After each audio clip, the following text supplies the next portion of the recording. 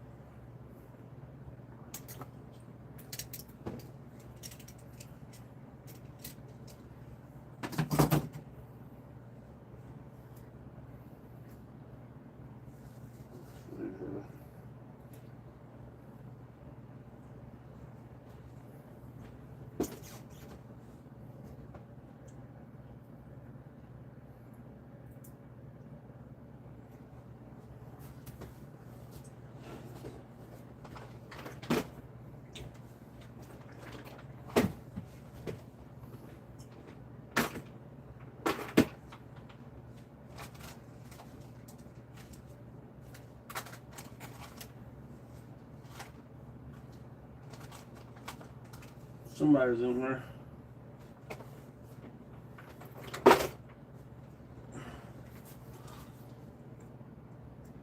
Hey Ken, what's up, man? Fixing to try to string this fishing rod, so figured I would just go live and try it. What the heck, you know?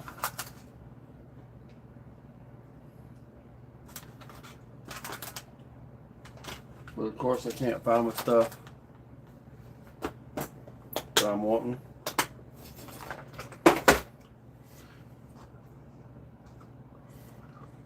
How's it going, Ken?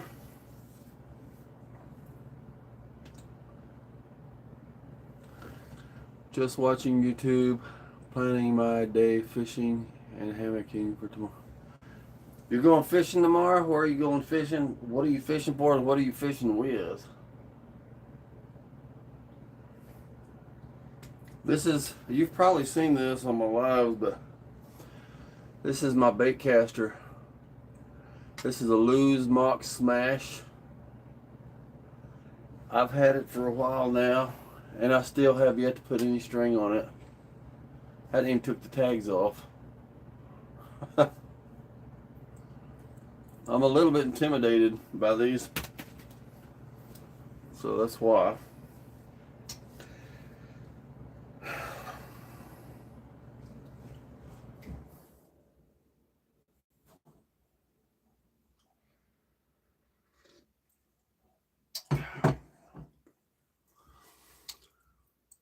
Hobo fishing reel challenge between two other YouTubers and I. Okay.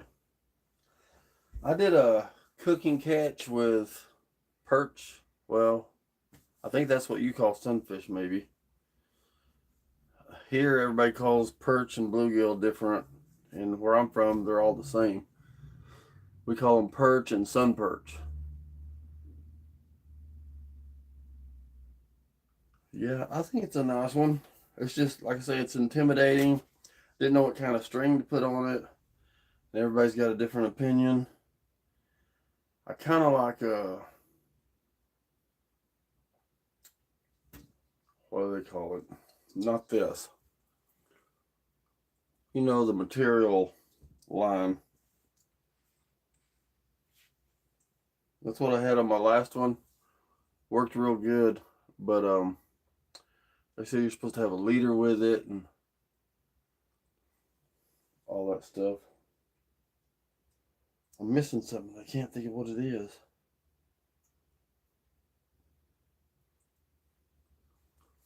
I guess it's just me and you tonight. I didn't tell anybody I was coming on here. I didn't know I was coming on here.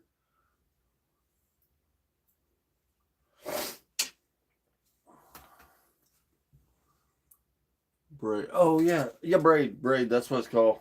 Braid. I love braided line, but you know, it's like everything else. I'm one of those people that I can't help but listen to people, you know. So I get braided line, and everybody's like, "You shouldn't use braided line. That's the worst thing in the world you can do." So you get regular stuff, and you should have got braided line. That stuff is terrible. Oh, you shouldn't have got fluorocarbon. You should have gotten this, whatever the other one is, and well, you know, the braided's okay, but you got to have a leader. And I bought this.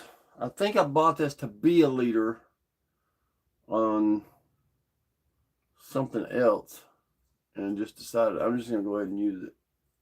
That's 15-pound, 100% fluorocarbon. Yeah, if it's fishing related, I know about it. I ran fishing charters on kayaks for 5 years. Oh, that's cool. That sounds like a fun job. Actually, I'm sure it was stressful at times, but I'll be right back. Let me go get this other pole I want to show you.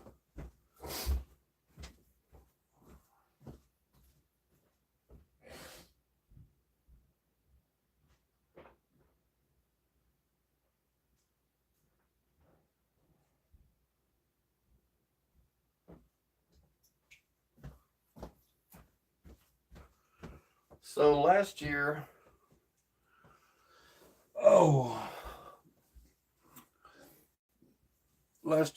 I bought this thing, this fishing pole. Itty bitty thing. I took it out. You got to use this to string it with. I'm sure you know about these too, but I went out and caught perch with this thing. The thing that was so weird about it is because since this is so little of a wheel, I mean, and it just barely comes in while you're going 100 miles an hour. So, but I bought that at Bass Pro just to do that one live with, not live, but one video. Herbert says that's tiny. It is little. It's a little bitty thing. So, people say you can use them for backpacking and stuff, for emergency fishing. I think I would rather have a tiny collapsible. But anyway, so this is what I'm trying to string now. I forgot the right kind of knot to use. I was trying to look it up, and everybody's like, it really don't matter. Just use one that ain't gonna slip.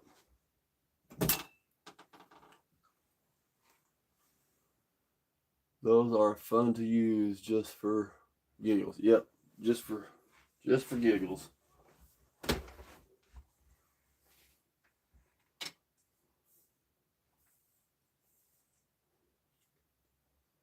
If only I cut the tag off this thing.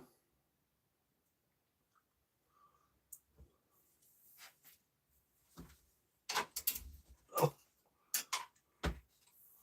Man, this thing is forever long. I think it don't come apart either, if I remember right.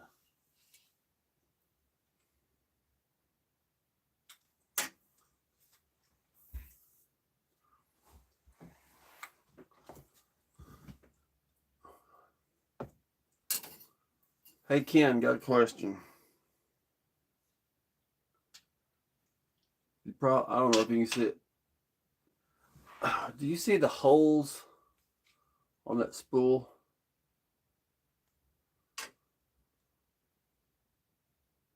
What are those holes for?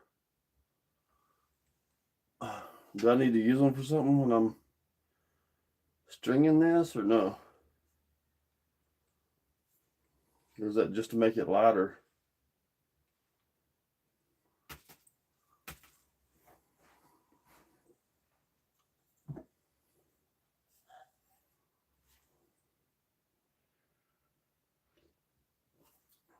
What's up, Herbie? Oh.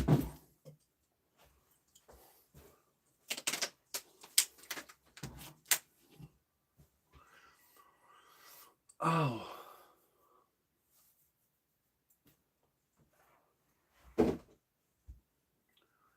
Waiting to see what the response is on my question.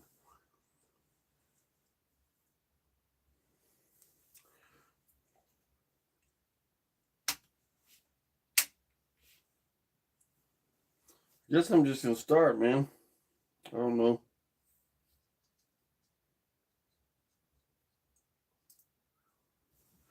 They have a few purposes. It's been 25 plus years since I've used a bait caster, though. Oh, gotcha. Well, I'm gonna try to figure this out.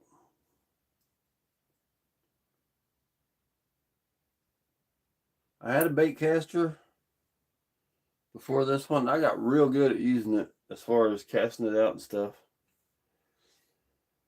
But this past winter, or it was either fall or winter, I gave it away because it had the left hand.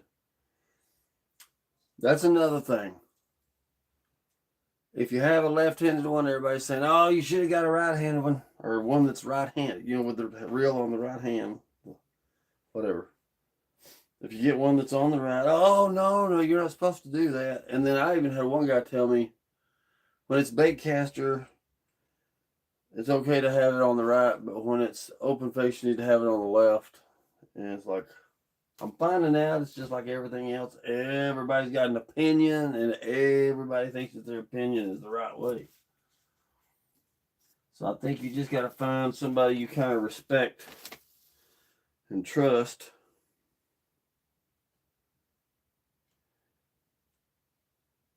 And get their opinion. Oh boy.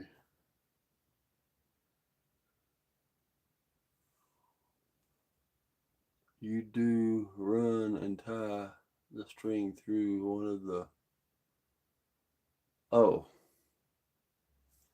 Okay, well. I'll be right back. I gotta get my light. I can't see that.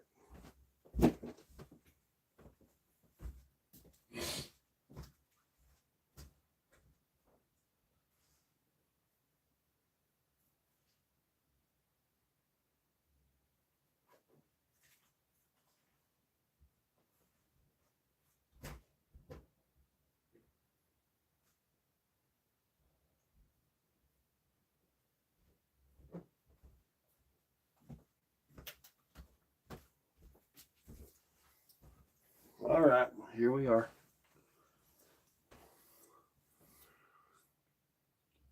Okay. That's what I'll do then. Got a whole 2 people in the room, so... Oh my goodness. Let's see.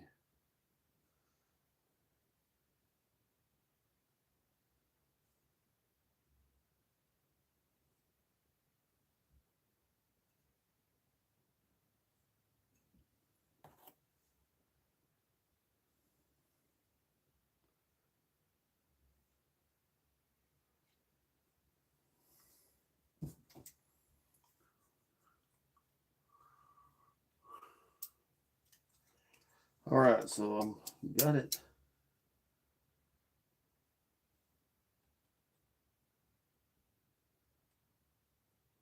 Got it ran through there.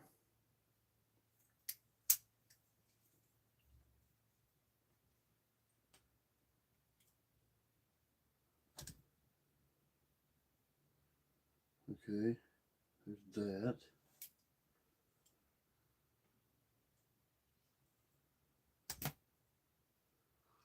I'm probably doing this so wrong, y'all.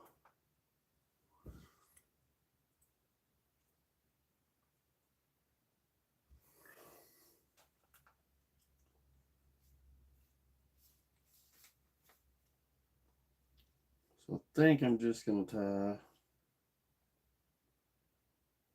like a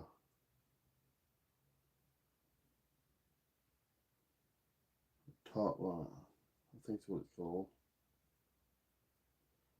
That's not the one I was learnt to do, but I can't remember the other one. And everybody else says as long as it's a knot that won't slip off, it'll be fine. So there we go.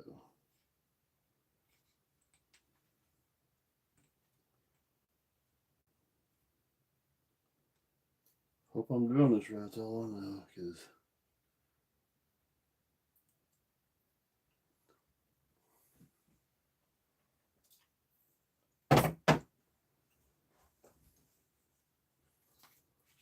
Okay.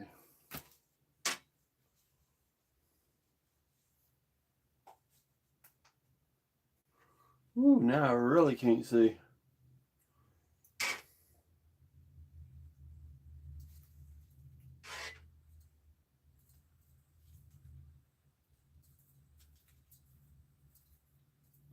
Uh-oh, I got a knot in there. I felt it. Let's see if I can get y'all closer over here to this. Let you see what's going on.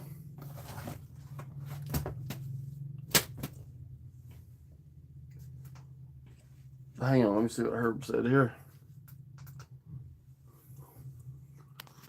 Herb, oh, I'd say go with what is comfortable to you. I know people that use a spinning reel with the reel on top.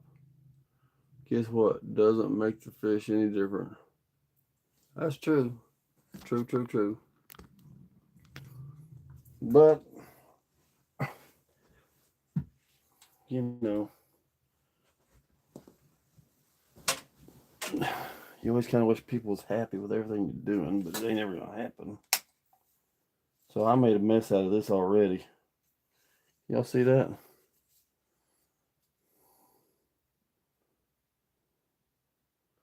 Made a total mess out of that already.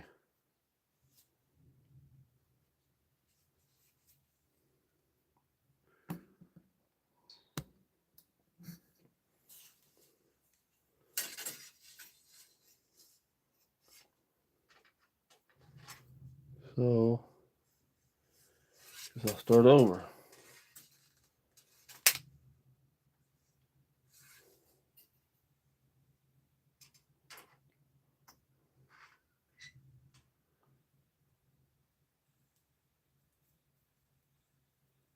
Y'all see that gear right there going back and forth to line up the string?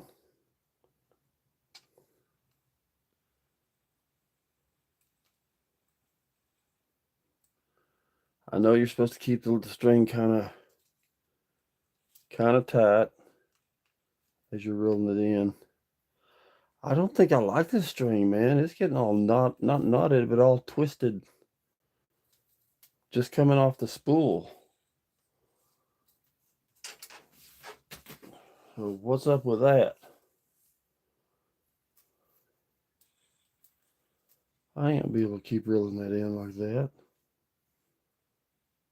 That keeps happening.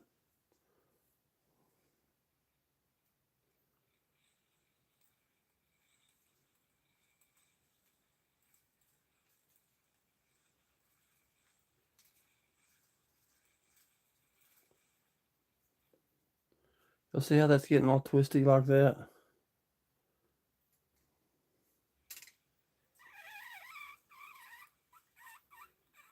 Here comes a big one. Look at that twist.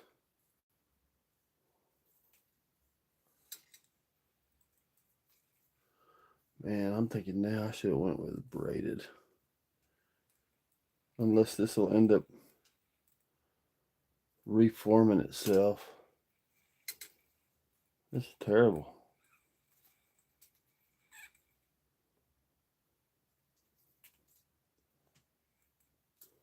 Let me see if anybody said anything. Let's see.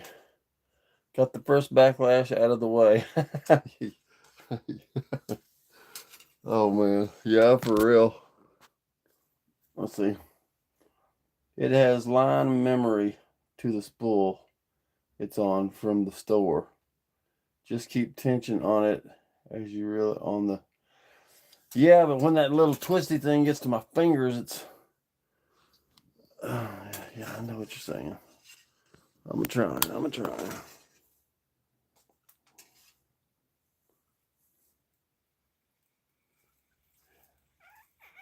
Oh, here comes another big one.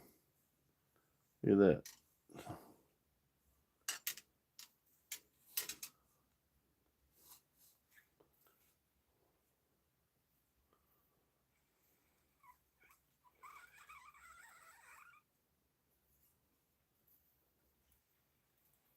I thought the fluorocarbon didn't hold memory like that. Or is it the other one that don't hold memory like that? Not the braided, but the other one besides fluorocarbon.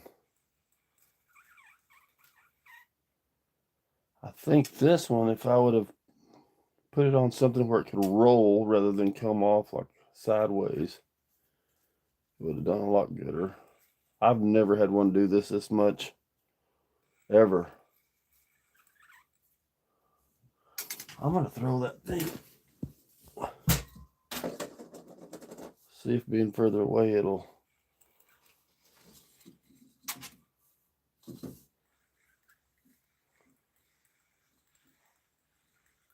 That does seem to have helped a lot. So there's a trick. The further it is away from you, the gooder it's going to work.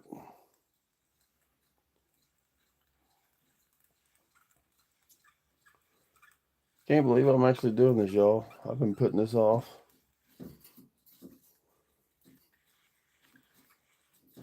Now it'll probably be another 3 months before I get the nerve to go fish with it.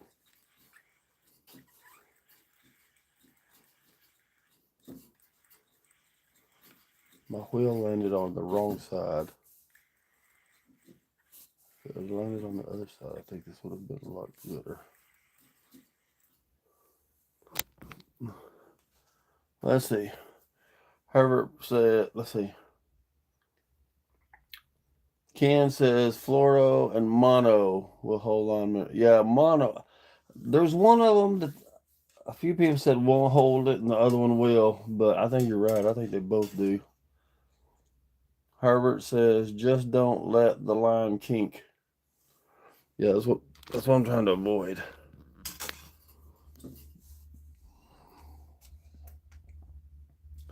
Ain't nothing like a kinky line. Oops. Now the whole spool's coming out. I'm not sure how much of this spool should be showing either. You know, when to tell me I've got enough line on here.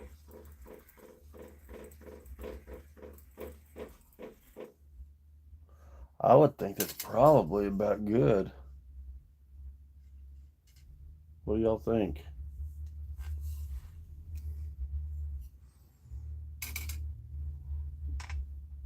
See how much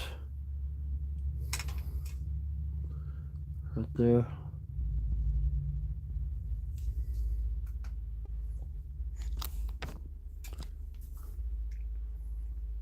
Oh, Ken says keep going.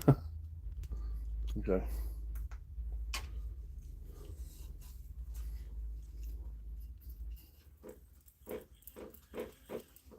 I don't want to get it too full and that thing be knotting up on me. I'll go a few times and then check.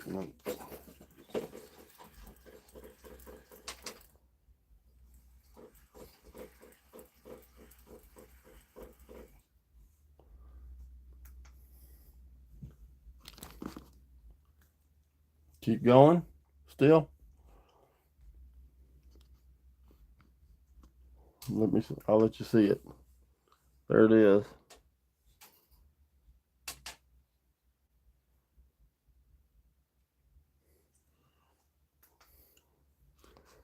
Ken says you want it just below the edge of the spool on the reel.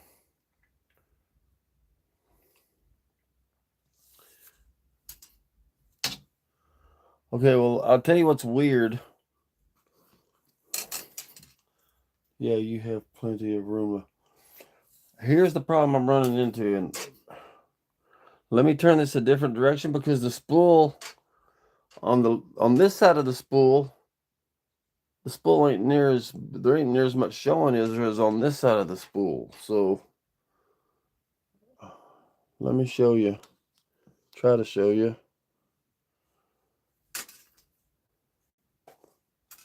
Okay, so look at this bottom one. That bottom one don't have near as much spool left showing as this one over here. So I'm wondering if I should stop recording to this one here. Hope you can see it. It's barely showing. Almost looks like it's even with that spool.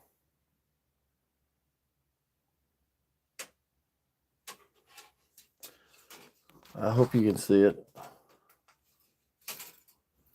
Yeah, you have plenty of. What's this?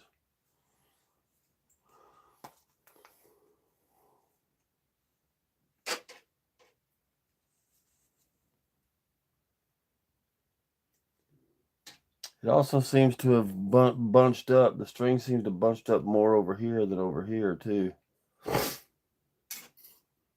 That's really weird. I don't know if you can see it or not. More string ended up bunching over here on the left. If I'm looking at it from this direction, the thickness of the string here is thicker than the string over here. A lot thicker. Something went wrong.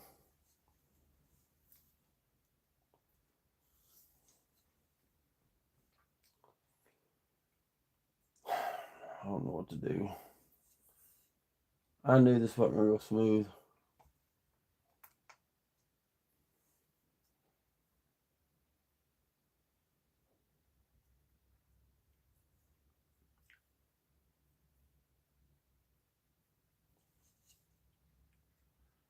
I guess I'll just leave it. Try to cast it out. And now the question is, how do I keep it tight when I cut it and get it strung through all of those hoops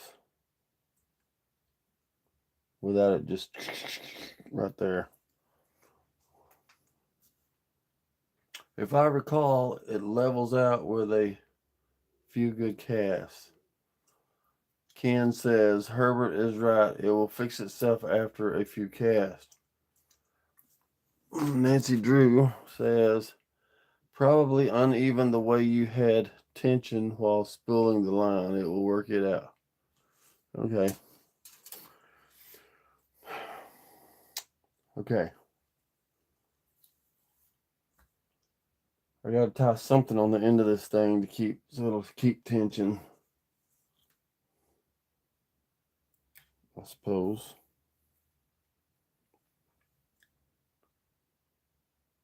Yeah, what they said. Okay, let me scoot over here for a minute.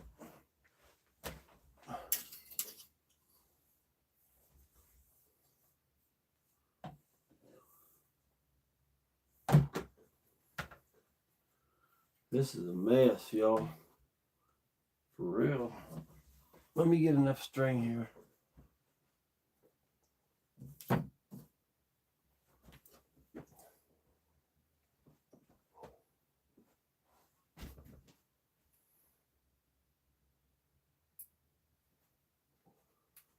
Okay.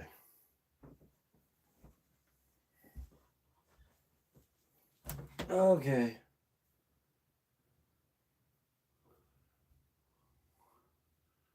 Oh, let me move that phone. Y'all can see a little bit again.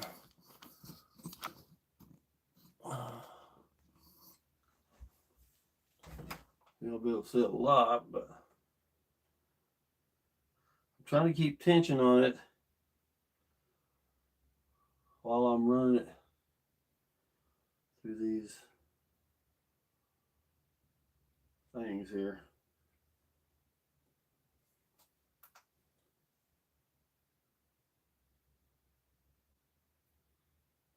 I can't get it in. There, I got it. Okay. Get it all the way.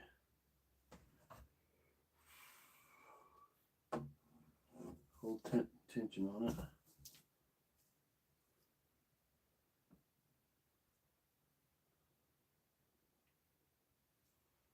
I'll come read the messages in just a second, if there is any.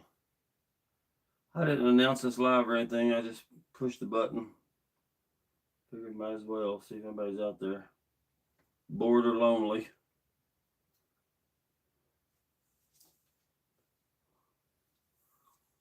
Okay, let me see if anybody said anything. Let's see here. Nope. She just says, yeah, what they said.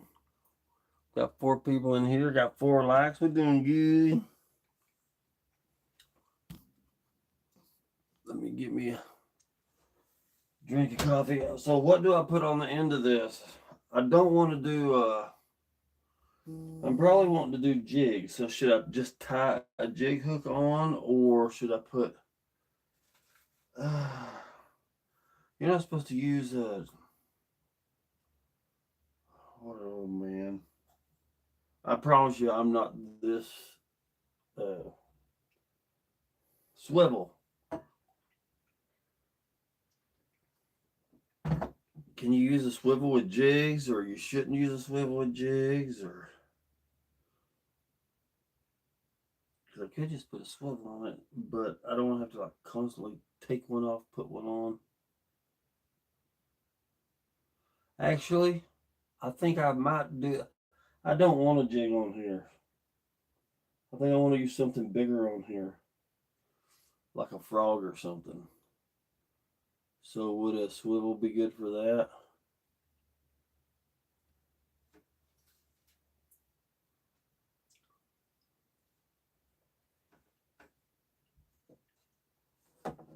Or would it not?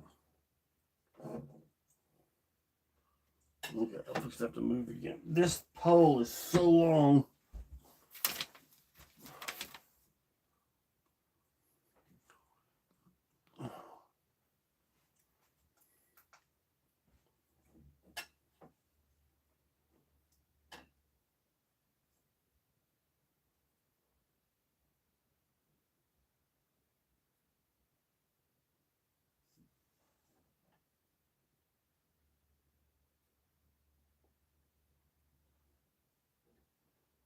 Oops.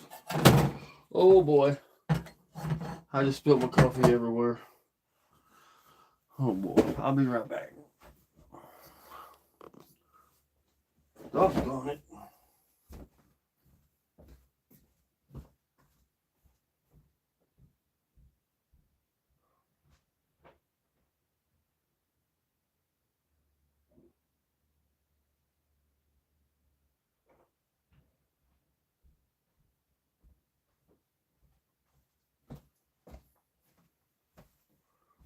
I knew that was going to happen.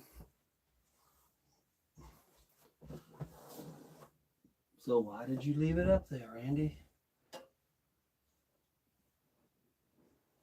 Okay. That wasn't as bad as I thought. Wasn't good. Oh, man. Oh. Now pull my string halfway out. What a mess.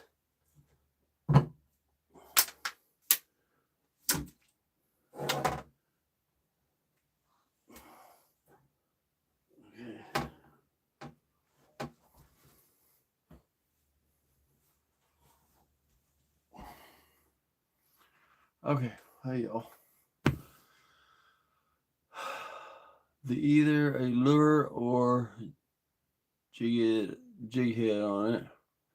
You can use a swivel, but don't lock them.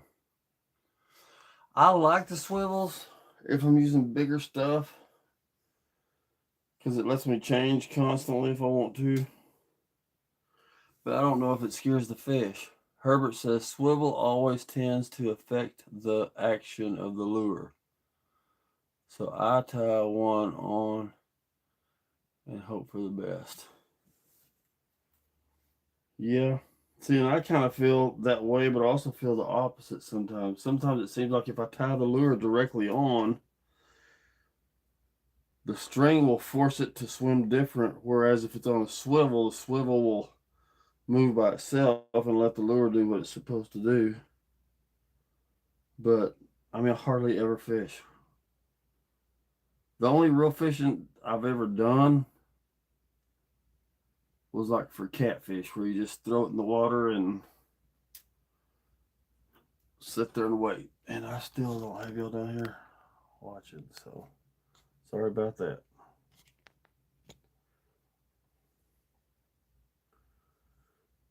Okay.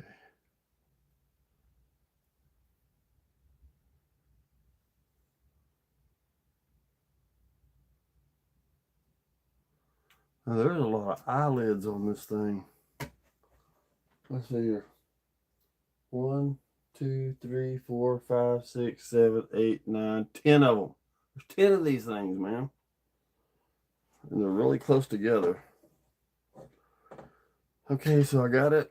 I just got to tie something on here. Ken says, I use a loop knot for them. It's simple to tie, but swivel makes it easier for beginners. There's a certain knot I had learned to use. I think I can do it. Maybe. Find out.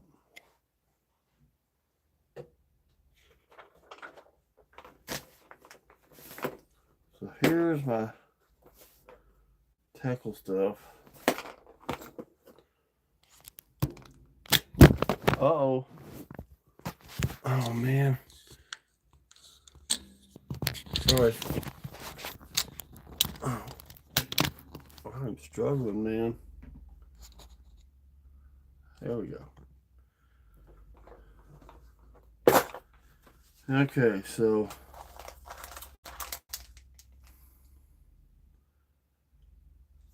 this is what I like using a lot.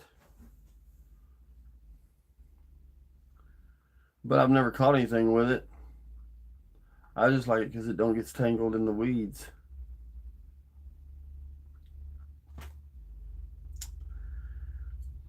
Or I could use a jig head and go with one of those things.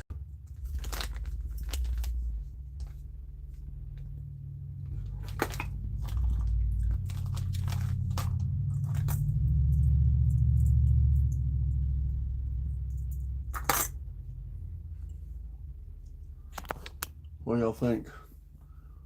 What's up, y'all? Hey, Dan. What's up, man? I'm sitting here trying to figure out how to do a rod and reel, a fishing pole. I kind of want to do a lure. I mean, swivel. But the only one I have is this humongous thing. Look at this. This thing is huge. That's the biggest swivel I've ever seen in my life.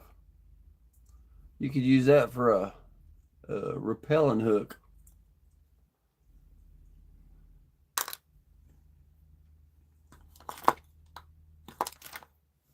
All right.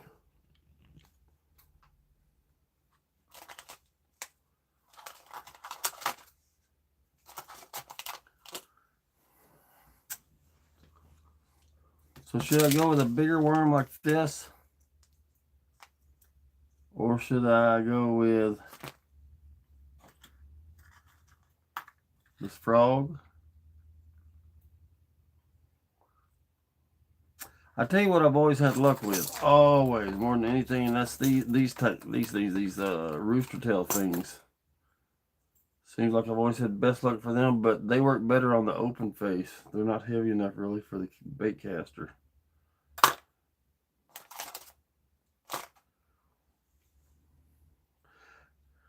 Hang on a minute. I got more choice, I think.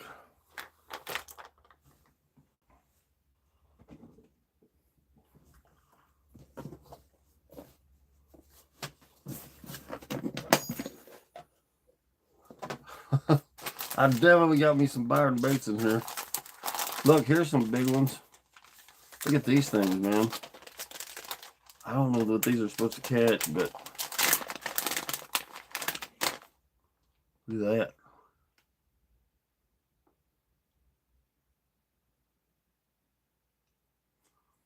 So there's that one. We'll call it purple. If you like the purple one, let me know. It's purple on that side and brown on that side. Quite cool looking. Ken says you need to learn 3 knots for fishing: a terminal tackle knot, a loop knot, and a knot used to connect 2 separate pieces of line. Herb says June bug, good for bass. I don't have a June bug one. These smell good. Okay, so we got the purple one. But okay, what do you do with that? I mean, do you use a jig head with that? Or just a regular hook?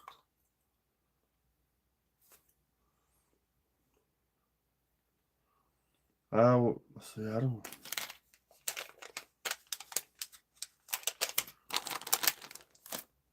Well, let me show you what else I got here. Got this one.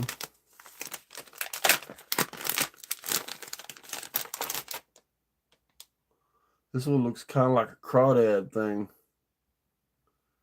or something. This one's pretty cool. I mean, it seems like a good size.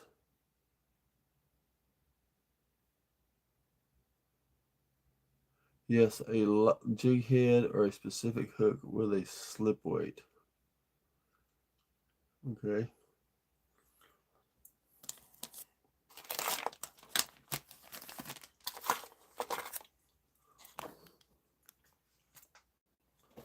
This is a mass tackle box. There's just a regular worm. Now this is my power bait, which probably ain't even good anymore. Oh yeah, well, yeah, it's good. I think I might could moisten it down a little bit. May not be good. I don't think I fished hardly any last year. But my power bait, when I use my power bait, I put it in the ball and then I dip it in this, or I dip it in this stuff and then I put it in the ball.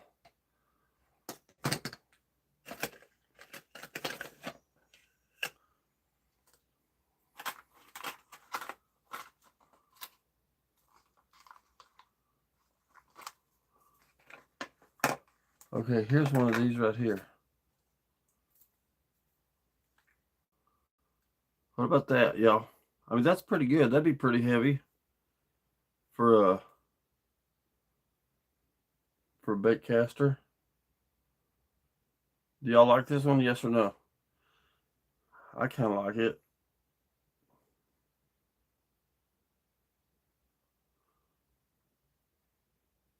I'll tell you something else that I learned that I never knew.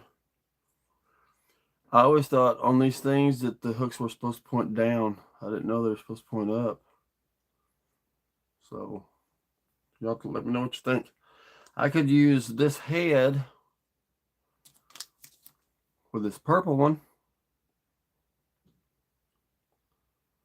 or I could use that head with this brown one. The brown one might be a little small for that head. I think it'd work probably. Which one of those y'all like? I would use that head.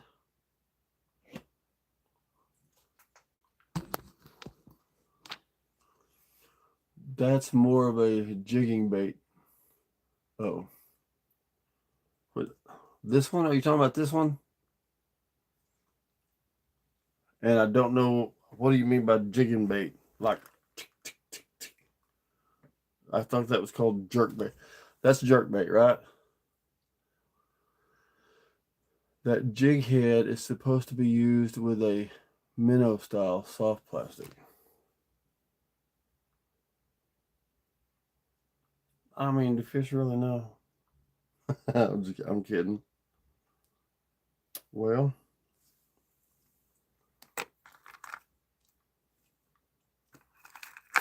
okay.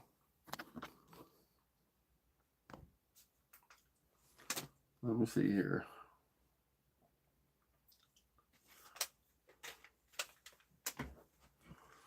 What about one of these? Well, I need something heavy. These just ain't heavy enough.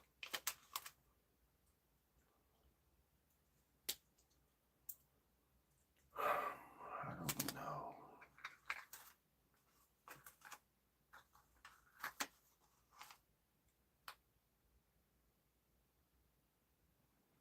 What about that? Let's see here. Where'd that thing go? I know y'all are probably looking at it saying, it's right there. But I ain't seeing it. Oh, there it is. What about this? Take this off. Sorry.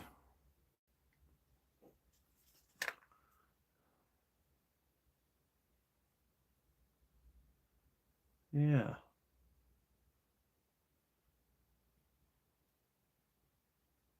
Uh-oh.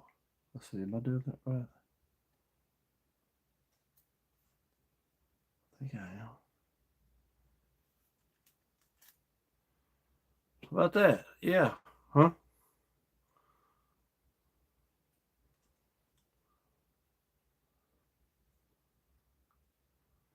Darn it. I think I should have went a little further.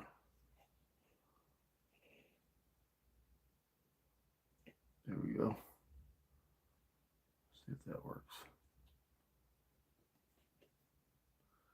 How about that? I mean, that kind of work, won't it? See, it's got orange on the head, orange on the belly.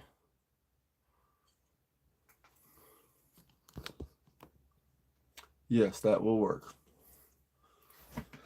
Okay. What are you going to be fishing for? Fish. Probably actually trees and weeds, but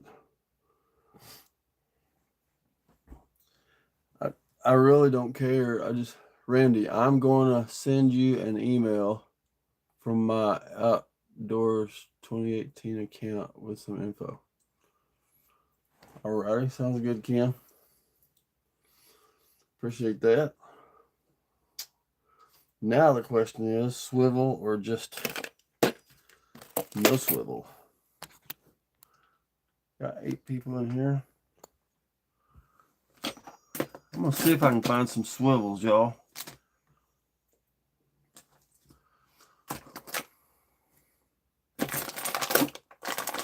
I got stuff in here I don't even know what it is or where it came from.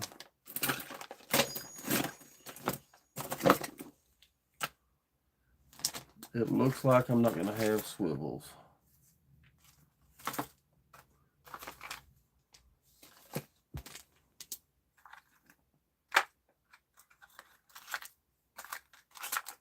Oh, oop, looky there.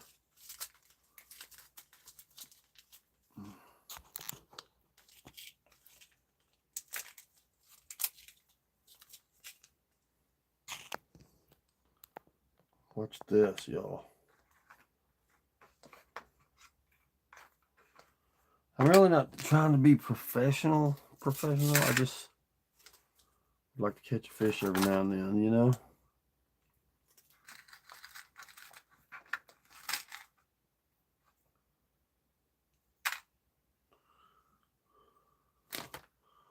What do y'all think? There's that.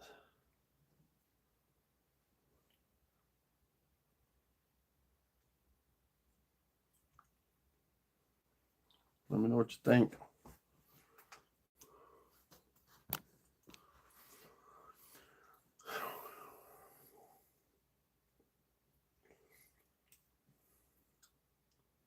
Are you fishing from shore? Yep. Well, see, that's another thing. I only have 2 poles.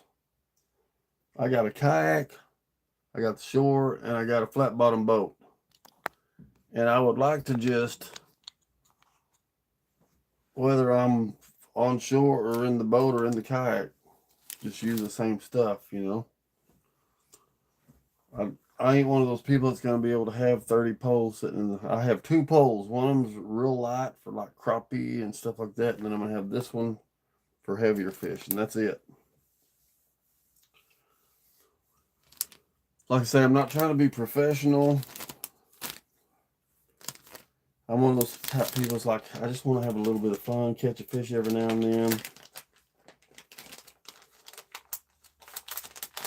Because I love catching them, but when it starts getting into a lot of detail, I'll start getting stressed out.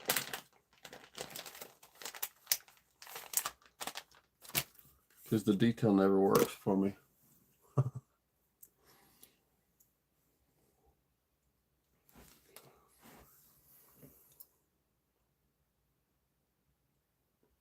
None people. All right, y'all. I think I'm going to use this unless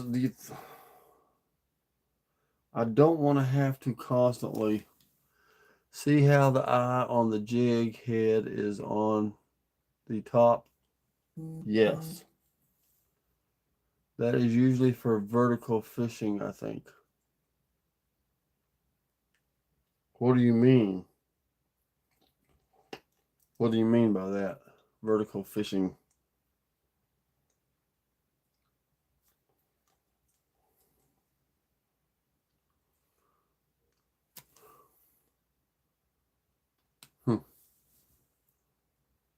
From a boat up and down. Oh.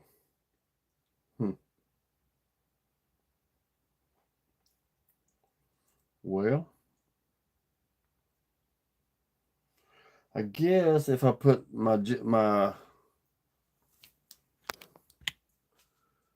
I put this on there, I mean, that looks a little small, but if I put that on there, I could try this, or if it's not working, or if I'm doing it wrong, I'll find out, then I could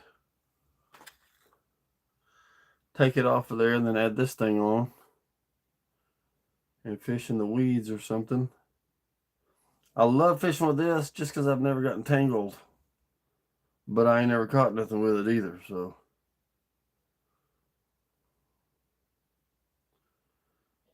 I didn't even realize, I mean, I wasn't even thinking about that being on the head like that. See, this is what I mean by so much detail. Oh, fishing is too complicated. I just want to put something on and catch something every now and then. I don't think it will swim with it hooked on top.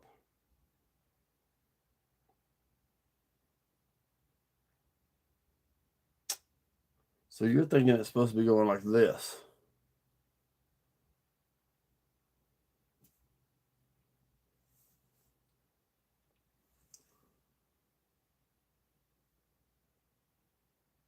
Ken says, yes, it will. Dan says, oh, it will, okay. That is I mean, that's a good point. Because it didn't even dawn on me how it's got the hook right there on the head, on the top, rather than in the front here. Everything I cast with has the eye in the nose.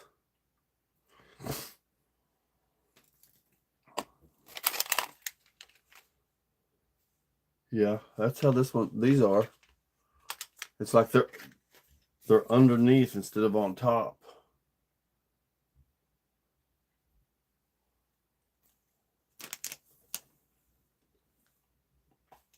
Okay, I'm gonna go ahead and I don't even know if these are big enough, man. But I'm gonna. Y'all ever seen that kind of hook? Look at that.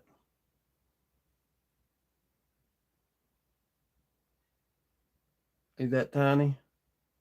That's tinier than my little fingernail.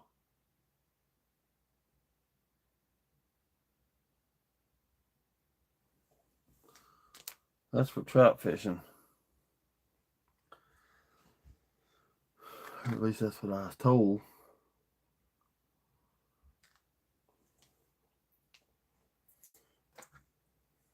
I mean, I guess I could take one of these.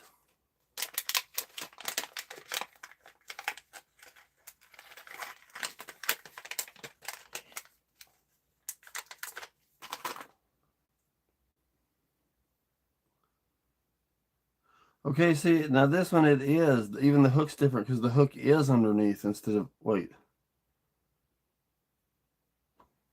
Okay, another question now. See this? If the hook stays on top, then this has got to be pulled from the top. See it? I've always put them in like that, where the hook points down and the little thing is underneath. So which way is correct? Should the little hoop be on top or on bottom? Should the hoop be like that or like that? Panfish for trout. Should be on top, Herbert says. That is called a vertical jig, I believe. Huh. I never knew there was such thing as vertical and straight, honestly.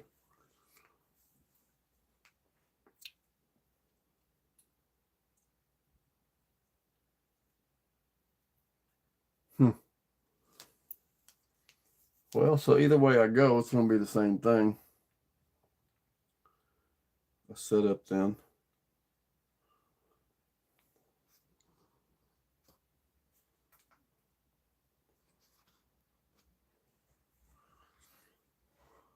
So,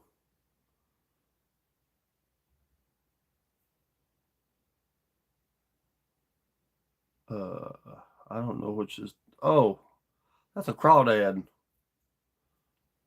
That's what that is. I didn't realize that.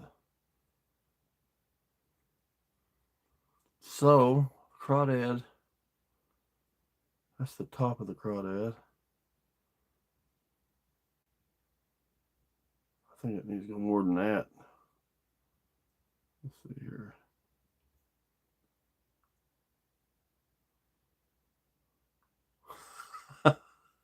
I don't think there's supposed to be a head in the butt of the crawdad. Oh boy.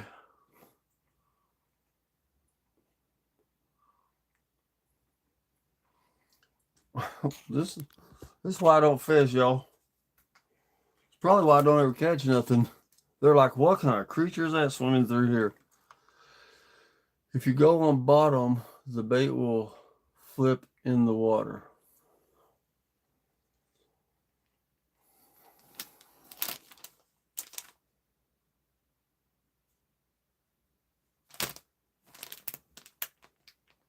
Okay, for now, I think what I'm going to do,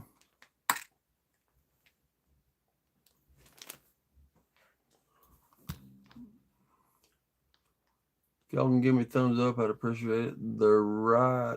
That's right, because they move backwards. I know, well, I knew it was going the right direction, but it probably would take a hook, right? Instead of, it's going to look like there's some head with an eyeball sticking out of the crawdad's rear end.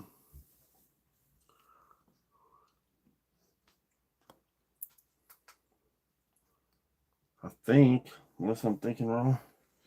Okay, I think what I'm going to go ahead and do is tie this on for now.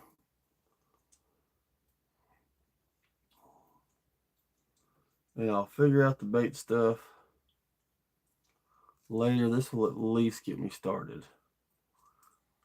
Okay, so the knot that I learned here a while back. Let's see if I can get this closer here. Was going through here. I know there's a different way, but this is the one I learned, I think. Get a bunch of line. And then make a hoop. Oh gosh. Let's see here. Make a hoop back here. No, make a hoop like that. I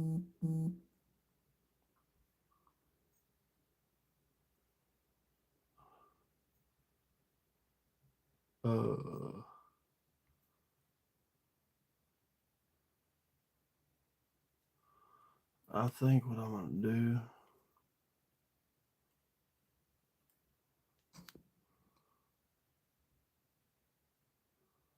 Let's see here. I don't know, y'all. I just don't know. I don't know.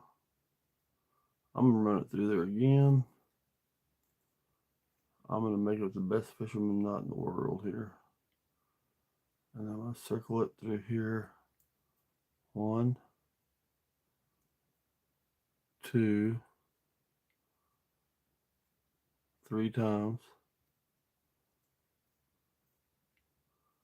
And then I'm going to, that just ended up being a granny knot.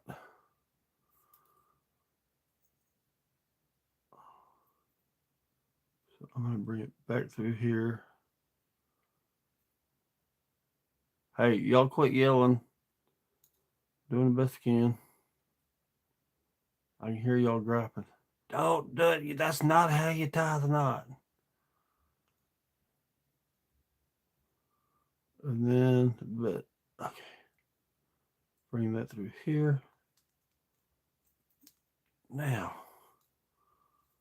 I bet you that won't come apart.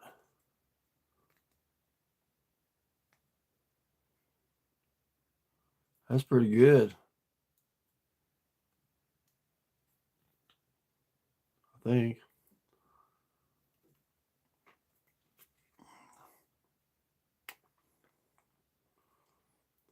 What do y'all think?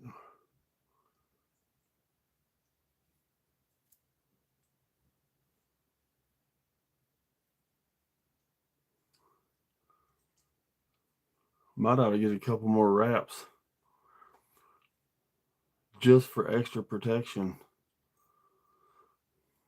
I'll just do granny wraps for this part. I don't think I've had a bunch of fish come off my hook before, but I don't think I've ever lost a hook. And I've never known how to tie the real knots till recently, and now I've already forgot.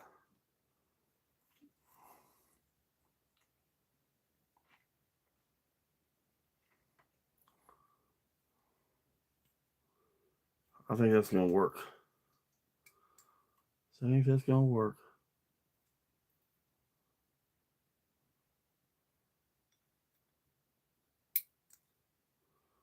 Okay.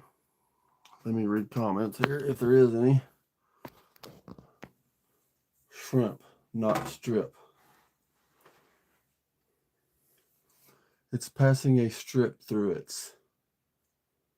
Well, okay, mine must be behind. That is called vertical jig. Do you have any spinner baits? I have this one. I think it's spinner bait. It's this, but is that what you call a spinner bait? It's like a rooster tail, but it don't work good with a Baitcaster. I've tried them before. They're too light. This works real good with my open fish reel. Let's see. Herb says if you go on bottom, the bait will. Okay, that's right, because they move backwards. Yeah, it's passing a strip through its. Shrimp, not strip. Oh, it's passing a shrimp through. Oh, okay.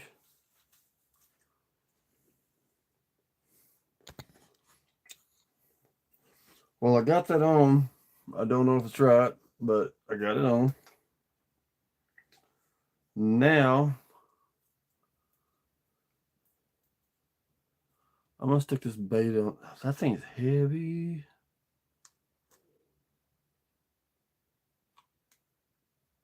Which is what I need, really.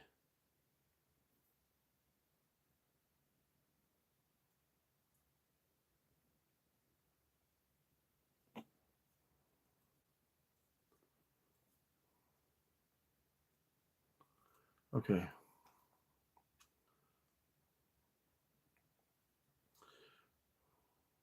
There it is.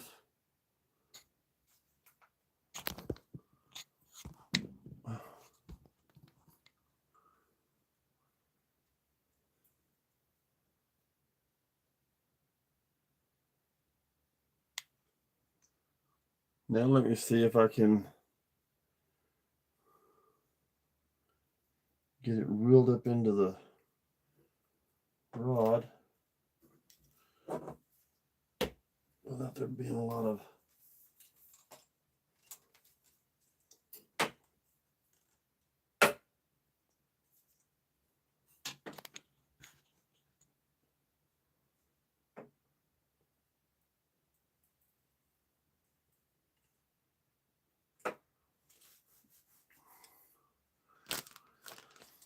Now, the one thing I do remember from my other rod and reel, Baitcaster, but I can't remember, I'm probably going to have to do that tomorrow, is you set the brake. I think that's this one. It may be that one. I don't know. I don't remember. I think this one's supposed to be set in the middle, if I remember right. And this thing needs to be set to where when I push this button, my bait just barely slides down. Ooh, I can see right there, it's going way too fast. Look what happened already. Look at that.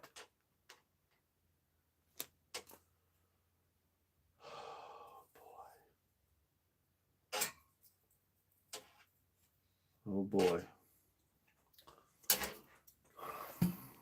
I don't know, man.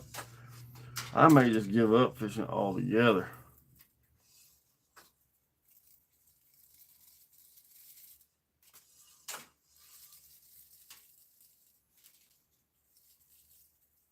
What a mess.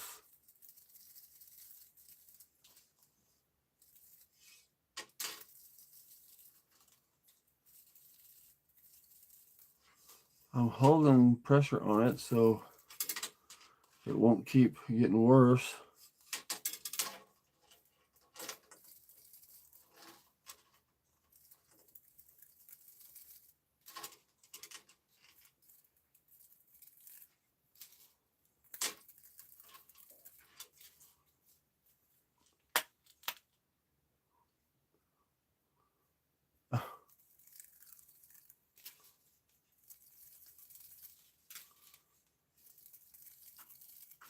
That's half my line, and it's still all messed up. I think I'm going to end up taking every bit of string off and having to redo it.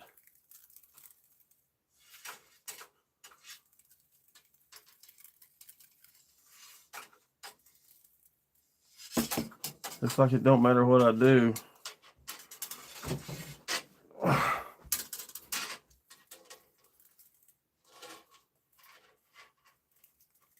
Still tangled. Okay. Oh, what a mess. That is a mess all the way down. You know what, y'all? That's just... I don't like this kind of string at all. It's no stopping.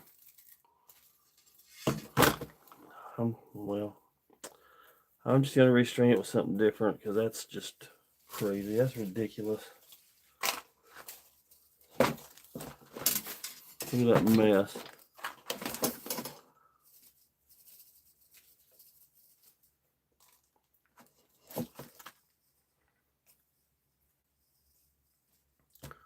Wow, what a mess.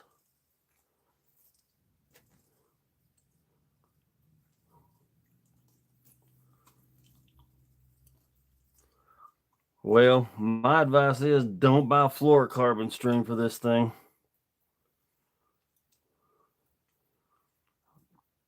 I had the braided before, and man, I didn't have this kind of problem at all. This stuff, once it starts, it's like it ain't gonna stop. Even when you put pressure on it, it don't stop. My braided, it was real easy to get untangled. I didn't have to ruined the whole entire mess of string. Let's see. Tighten the brake. Tighten the small black. No. Well, it's too late now. I pulled all the string completely off and I'm cutting it off. It's just a tangled mess. I'm gonna wait till I can get some braided line tomorrow or something. Cause I just wasted every bit of that stuff that I put on here. This fluorocarbon stuff, I ain't kidding you, man. It's like I had pressure with my thumb as I was pulling it out. I mean, y'all were watching. But it didn't matter if I had pressure or not. The tangles just kept, the string just kept getting loose and kept getting loose. And now I can't even get my shoe off. There we go. Whew, I'm a little bit stressed.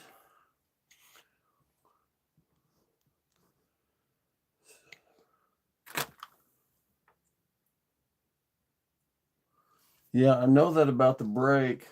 That's what I was going to do. But that was my first test. And it got tangled. So with the braided stuff, I would just get the tangle out and I'd tighten it up and retry it. But this one, the tangle wouldn't come out. It just kept.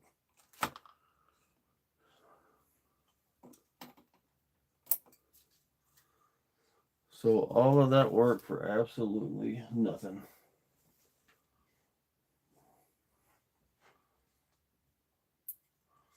I guarantee you I ain't using fluorocarbon again.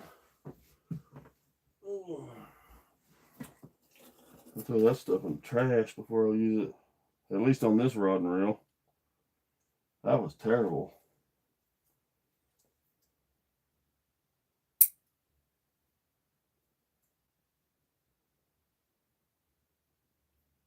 Oh, sorry, I ain't even letting them know what I'm doing. I'm sorry. Okay.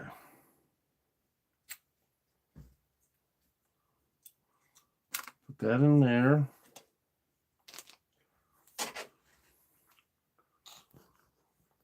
There's my open face. Got it on the wall.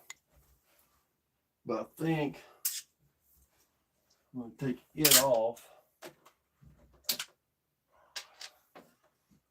so I can use it.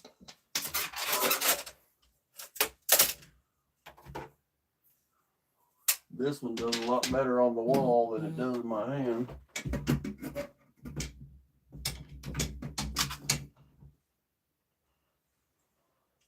So that's where I'm going to leave it for now. I'm going to try to get some string tomorrow. Sorry. Some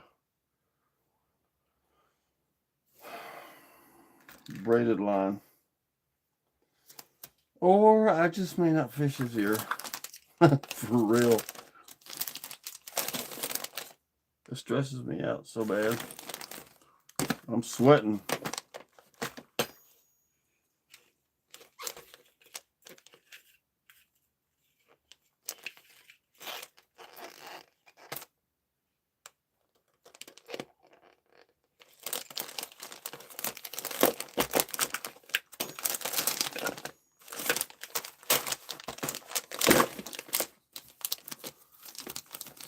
Let's see. I'm with you on the braided line as long as the eyes of the rod are not plastic on the inside.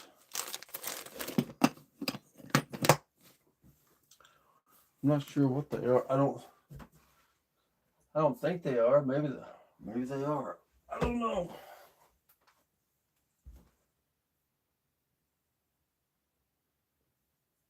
I don't think they are. Looks like they're metal.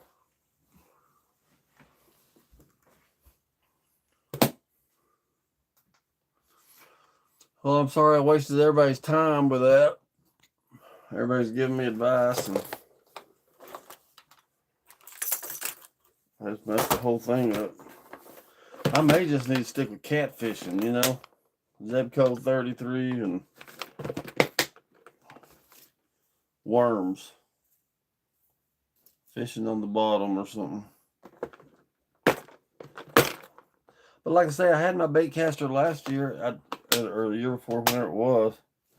I did good with it. I did real good right off the bat. But I also had braided line on it, so I'm thinking that's why I didn't have this kind of trouble.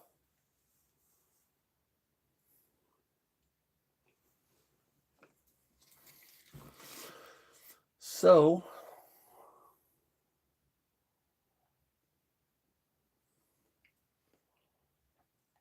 I guess I'm done. There ain't a whole lot more I could do. Because, like I say, I ain't using that kind of line again. I ain't trying that again. This is, honestly, I've used a bunch of fishing line in my life. And I have to say, this stuff is like wire, man. It's like, it's just, to me, it's uncontrollable. Even trying to reel it onto the reel is terrible. I wouldn't recommend it to anybody after that experience.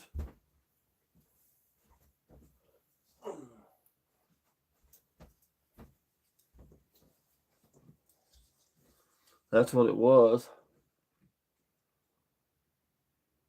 15-pound, 100% fluorocarbon. Would not recommend it. Maybe for leaders, but not for the whole entire thing.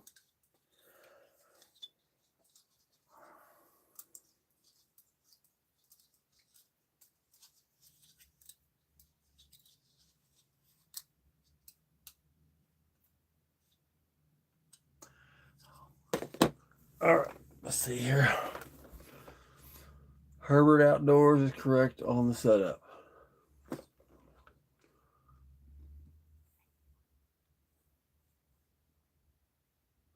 Yeah, like I said, I know how to do that. That's what I did with my last one.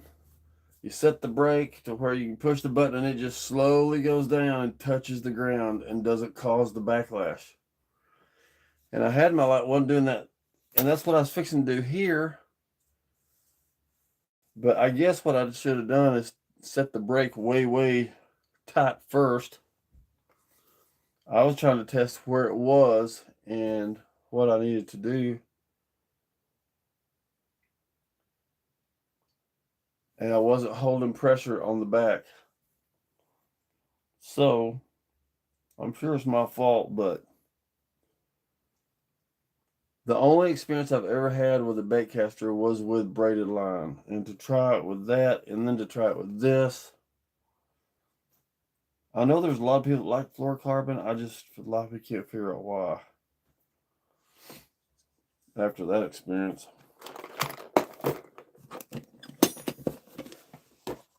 I think the guy that actually recommended this pole to me uses 100% fluorocarbon. And he catches fish all the time.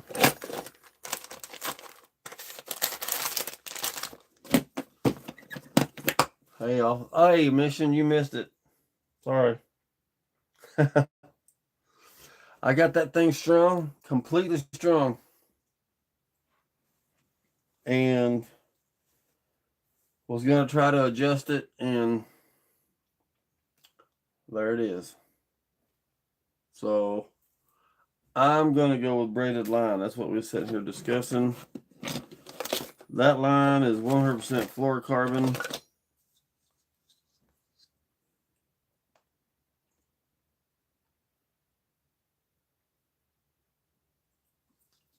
House of David. I don't think I've seen that. I am too, Mission. I've been telling them this whole time. I had a bait caster before and I didn't have problems with it, but I had braided line on it. But then I started hearing people say, well, you don't want braided line unless you got a leader on it. And so that started getting me nervous. So I went and got stuff to make a leader. But then I started hearing other people say, don't use braided line, get rid of the braided line. It's no good. You need to go with 100% fluorocarbon. I mean, everybody has an opinion. And I ain't mad at nobody. I'm frustrated with myself that I didn't test that a little better. I should have put the brake on first all the way and then just barely went back. But I was trying to test where it was at the moment to see what kind of adjustment it needed. It took one little drop and there was no getting the tangle out of it. No matter how much I pulled with pressure on it, it just created more tangle, more tangle, more tangle, more tangle. So I just took it all off. I run braid to a leader on most of my setups. Yeah, the leader is what I need to learn about. The thing I don't like about a leader, because I did that, let's see. It seems like to me, I mean, you can tell me if I'm wrong. I'm going to put this, let me put the phone in this other. Let me get a different setup here.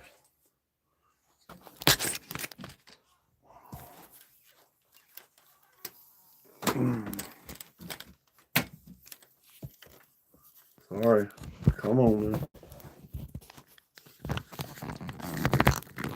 There we go. So, I need to shave. Okay, so what worries me about the leader is I set this little pole up this past summer, or just recently. I mean, this is brand new, brand spanking new. Lou's presidential or whatever. It's a Fluger. I'm sorry, Fluger. It's a Fluger presidential. Lou's is the other one. But I set this up with a, you know, with the little knots that you put on the string to stop it, stop the cork. And that was a nightmare. If you rung that in enough to where that knot came inside the loop, it wasn't that easy to just throw it back out there again. And so in order to avoid that, you got like 5 feet of line hanging down that you're trying to cast. That was a mess. And that's what worries me about leaders. I'm scared leaders are going to do the same thing. That's my fear with leaders.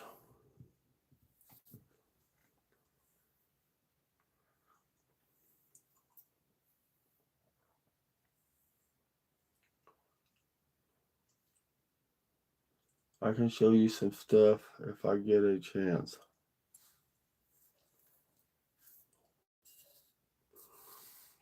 Well, I'm sure there's plenty of videos out there. I mean, I'll appreciate anything you do. I appreciate anything anybody else is doing. Everybody's telling me the right stuff to do.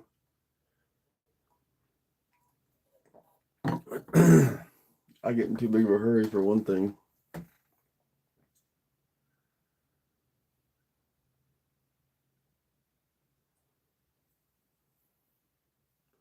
Usually you can cast it through the guides with the right knot. I use the GT. It's easy to tie as well. Outdoors with Den says slip knot.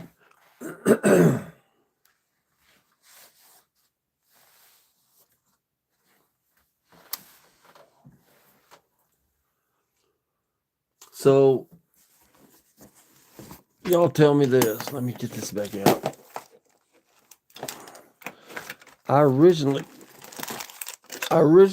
This is what I originally bought for a leader.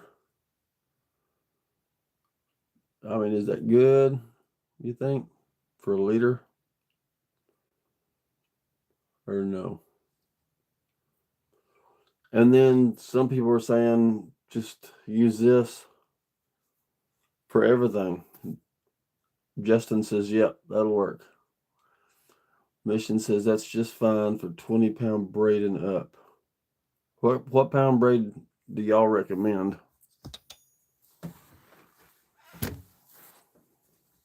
I don't remember what I had last time.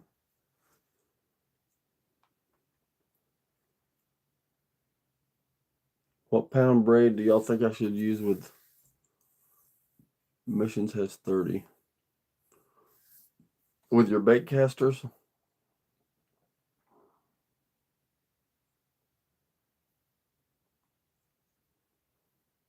If anybody else has an opinion,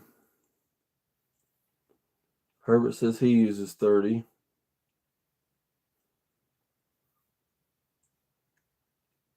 Well, anybody else got an opinion? Justin says 20 or heavier. So that could fall into the 30. Nothing less than 20 for sure. I think that's what I'm going to do. Tomorrow I'm going to get me some.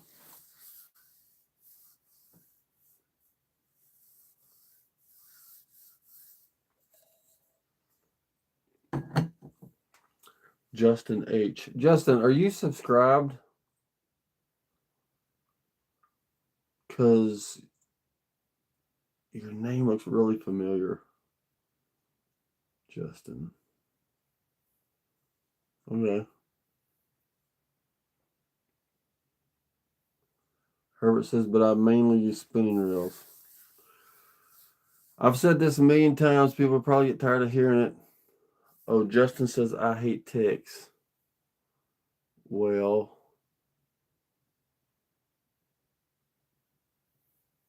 I don't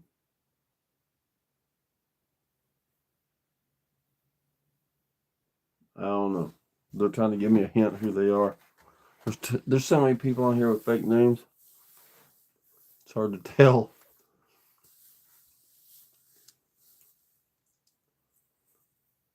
Oh, anyway. This was, if y'all are new in here, this was my experience tonight. This is how my fishing goes. And I mean, I'm going to be honest, I got really irritated. I was sweating, getting irritated because this, and I don't want to use this for anything ever. I can't believe anybody even tries using that stuff. I told you one time to quit showing those dang ticks. Well, the only person that ever told me that was Nick C. That I remember. I don't know, man. I think I'm remembering now.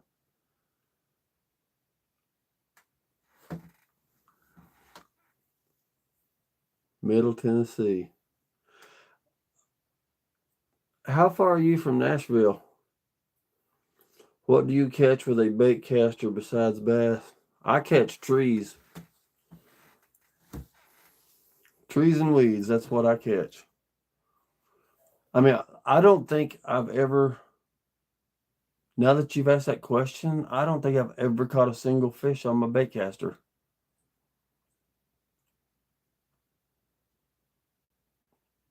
That's weird, but I don't think I've ever caught a single fish on my bait caster. I fished with it a lot when I had one, but I think I caught all my fish on my Zebco 33. Ain't that weird?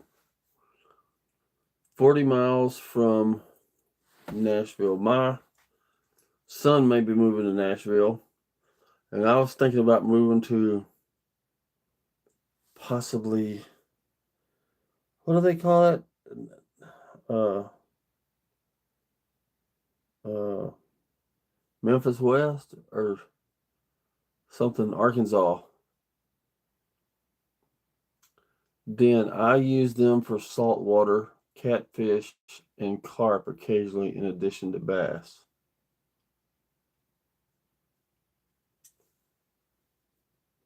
Oh, yeah. I mean, in all seriousness, if that's what you're asking, in my head, with a bait caster, I would try to catch bigger stuff like catfish or big bass. stuff like that. On my open face, to me, oh, I took it down. On my open face, I think it's 4 pound. I would use it for smaller stuff like crappie and perch. My Zebco, the thing I like about Zebco 33 is you can fish for anything. You can fish for little fish, big fish. But I want to look cool like everybody else, you know, using these professional looking things instead of the Zebco.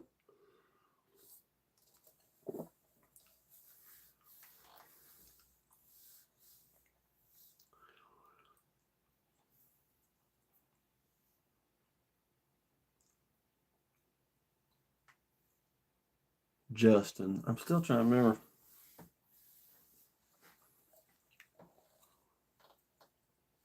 Why did you ask, Ben?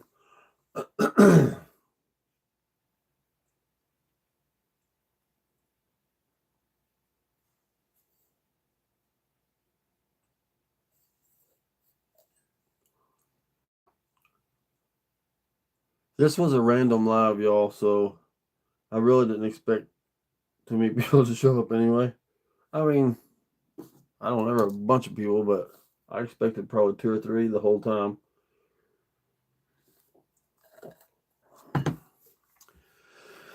Zebco style stuff is easier to learn, but as I discussed in a short, the others will be better in the long run, in my opinion.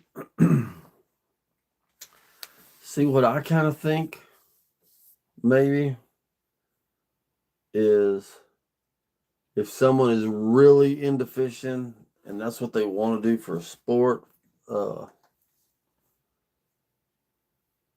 then I could see them going with these other things. If it's just something like me growing up, I loved fishing when I went to campouts, but it was never a sport for me. It was just like catch some perch and eat them, or catch a couple catfish and eat them, but it was never like sport. But I mean, even this, I started reading on these things, these open face reels, and I started reading about how easy they are, and I see everybody using them, so I thought, oh, I want some of them, or one of them, because that looks cool. Well, and they were saying how even, little kids use these open faces, and so I wanted an open face, and I bought one last year from that one guy. And man, you can ask the people that went camping with us. You can ask Herb. I can't cast that thing to save my life. I'm still learning how to cast it. I ended up after about 3 casts. It's in the video. You don't see me actually cast it, but you see the after results where me and 210's over there trying to get it all out of the weeds and stuff because I was trying to cast forward, and instead it went sideways off into the bushes on the land. They wasn't even in the water. Only see them on bass boats around here. Spinning reels are the best all around. You are just not used to them yet, I suppose. Yeah, that's what I hear. If I get to see you in May, I'll try to help. Yeah. Man, speaking of that, I really hope I get to go. Really, really hope I get to go. 210 was gonna go. We were gonna go together. Then he had to cancel. And so I decided, well, I want to go by myself, but man, it's quite a bit of money for gas and stuff, but I want to go so bad I can't stand it. I think another one of my problems is I don't practice, It's like if I took this thing out 2 or 3 times a week, I'd probably learn it, but I don't. I want to know it, but I dread it. That's what I was telling you. Even this baitcaster, I've been putting off this thing because of what happened tonight. That's what I was scared of. I get really intimidated with things, so I just put them off. The DIY rod tournament got moved to that day, so it'll be real busy for me if I go. Meet up in the tournament at 8:30 p.m.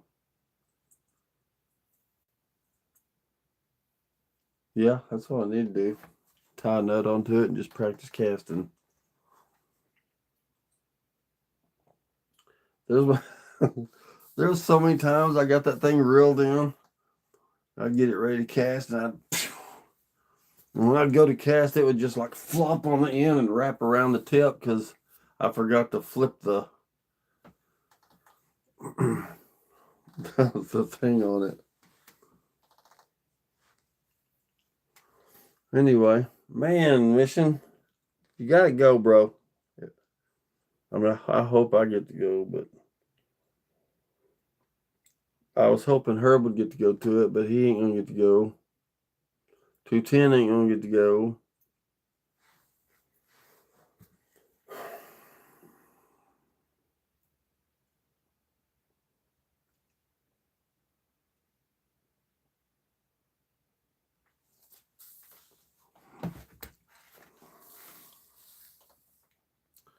I had everything ready even. I had my tonight, dude. I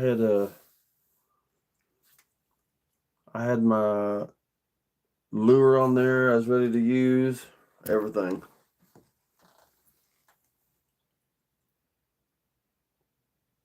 Sitting here trying to think in my head, but I for sure want to meet you in person. So if you go, I'll make a serious effort.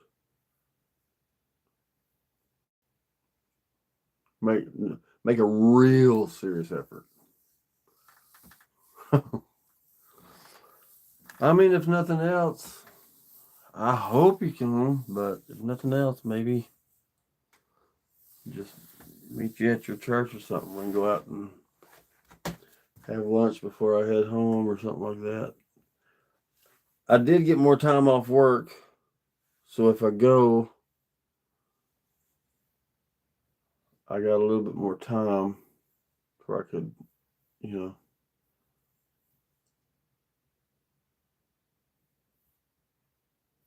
I was trying to think who else is in the area besides, I think everybody lives in Pennsylvania that's on here.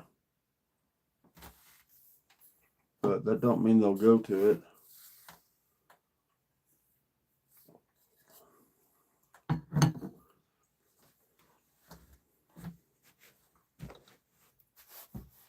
I appreciate everybody that came in and was trying to help me.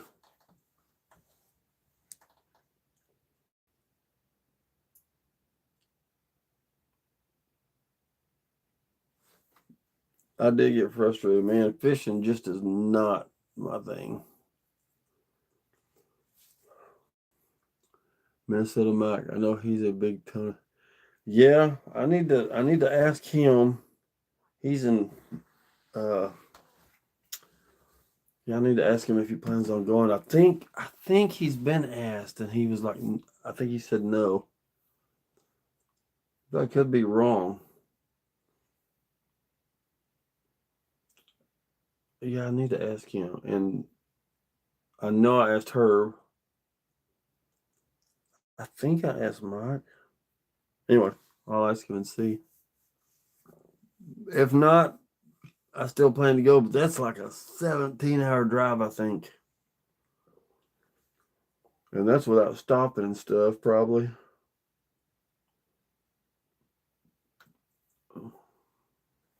I don't know if it'd be cheaper to fly or not, but if I flew, then I'd have to rent a car.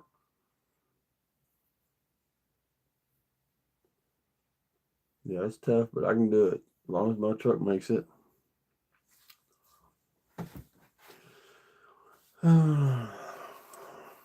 Anybody else still in here? I see there's 7 in here, but nobody's saying anything. Not that there's any discussion really going on. Justin, good to talk to you again. Got to get up early for work tomorrow. If you do move to Tennessee, move close to or east of the Tennessee River. Justin, So here's my thinking on this. My son is getting married at the end of this month, and they're going to be moving to Nashville in a couple of months. My daughter lives in Fort Worth, so my goal was to find what's exactly between Fort Worth and Nashville, and it ended up being Little Rock. Little Rock is like 2 minutes shy of being exactly in the middle. So I thought, well, I'll have to find a suburb of Little Rock. I ain't gonna live in Little Rock, but a suburb maybe. Because the reason for that is my daughter's not married, my son is, and if they end up having me a grandkid, I gotta be close to my grandkid. I mean, I can't live that far away. So, but I was trying to transfer with my job, and the closest I can find with my job is Memphis West. Is that what it's called? Arkansas. And I think that's 3 hours from Tennessee or something like that. Grace is lurking. Justin, how old are you? I know we've talked, man. Your name looks so familiar, Justin H. Yes, West Memphis. That's it. West Memphis, Arkansas. Mm-hmm. 52. Okay. I'm 57. Just turned. I'm a day older than Mission Discover. My birthday's April 6th. This is April 7th. You live in Dixon.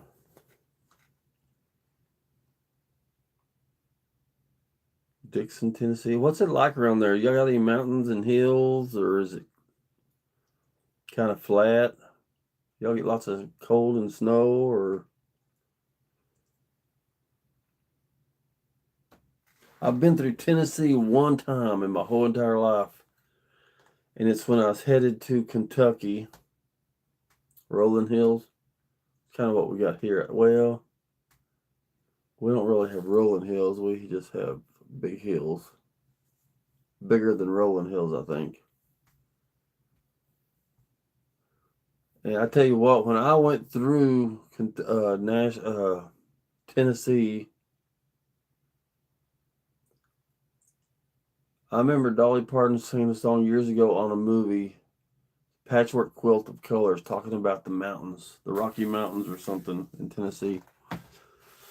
And when I went through there, that's exactly what it looked like, man. The huge hills or mountains, whatever you call them, and they were just cut. It was fall time, and there were so many colors, and it was just patches of color, patch of yellow, patch of orange, patch of red, patch of brown.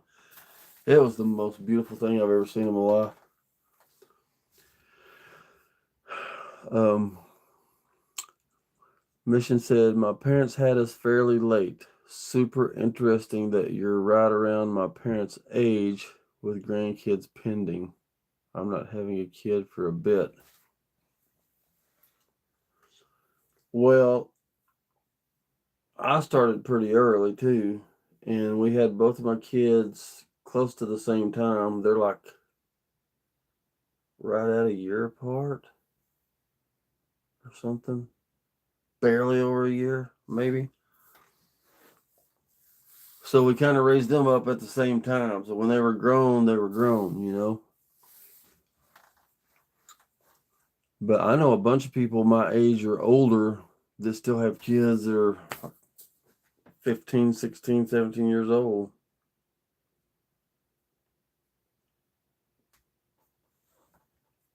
Not a bunch, but some.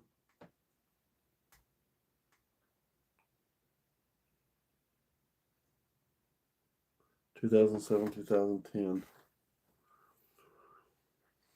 Man. Whoa, I was born in 68.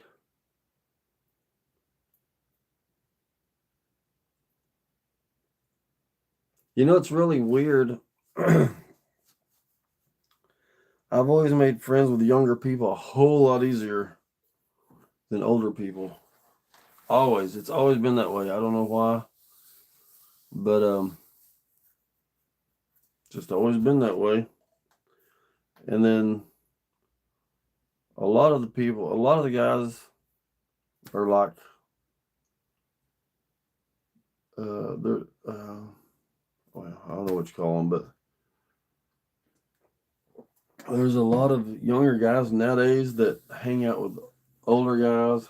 I think it's because of all the people their ages as gamers and stuff or something. I don't know.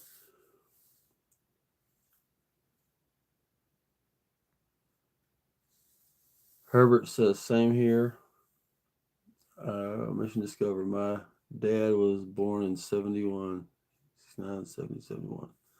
3 years after me. So he's. I'm, I'm so bad. So, yeah.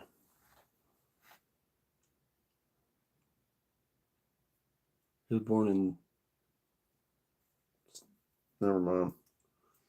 Numbers. Yeah. Herbert says, same here. Same here, as in most of your friends are younger and you get along with them better, or same here that I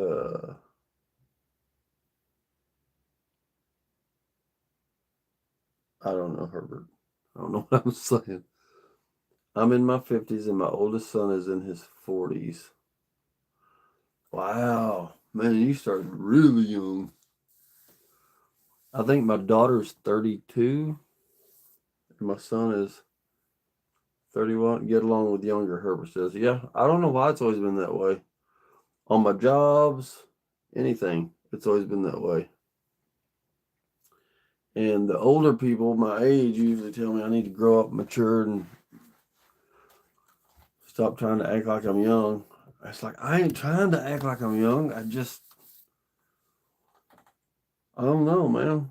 I got a lot of energy. I like it. I like doing things that exploring, you know.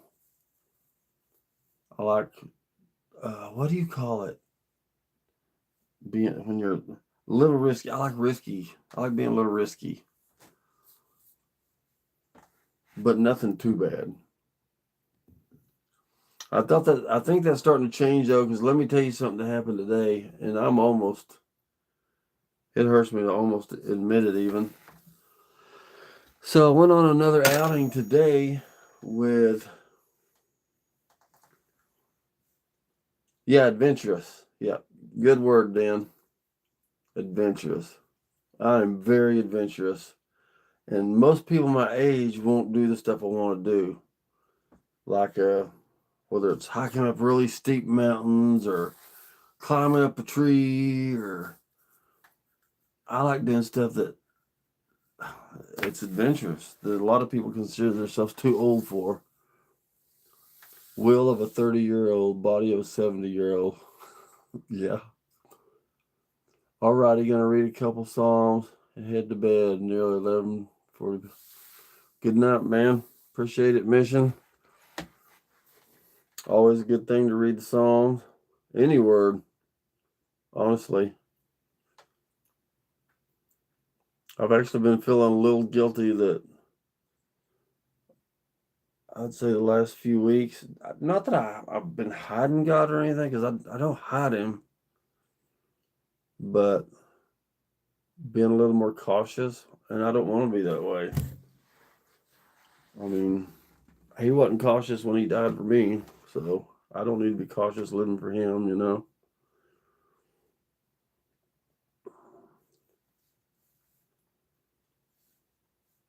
So what was I saying? Oh yeah, I'm telling y'all this story of something that happened today. It just blew my mind. It's not even gonna sound right in your head. So me and Johnny went out today on this little adventure thing, and was going through this tunnel, which I'm gonna make a little video out of it. It's gonna be a really short video.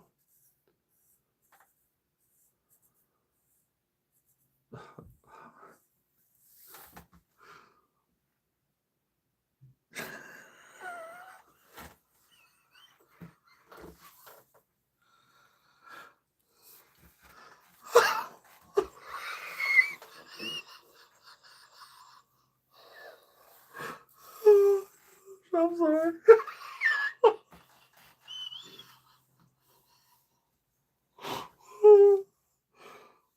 Oh. Oh. Oh, that was funny. I hope you were joking. I hope you were joking, because if you wasn't, I know I'm probably offending you. Oh, man. Justin says, I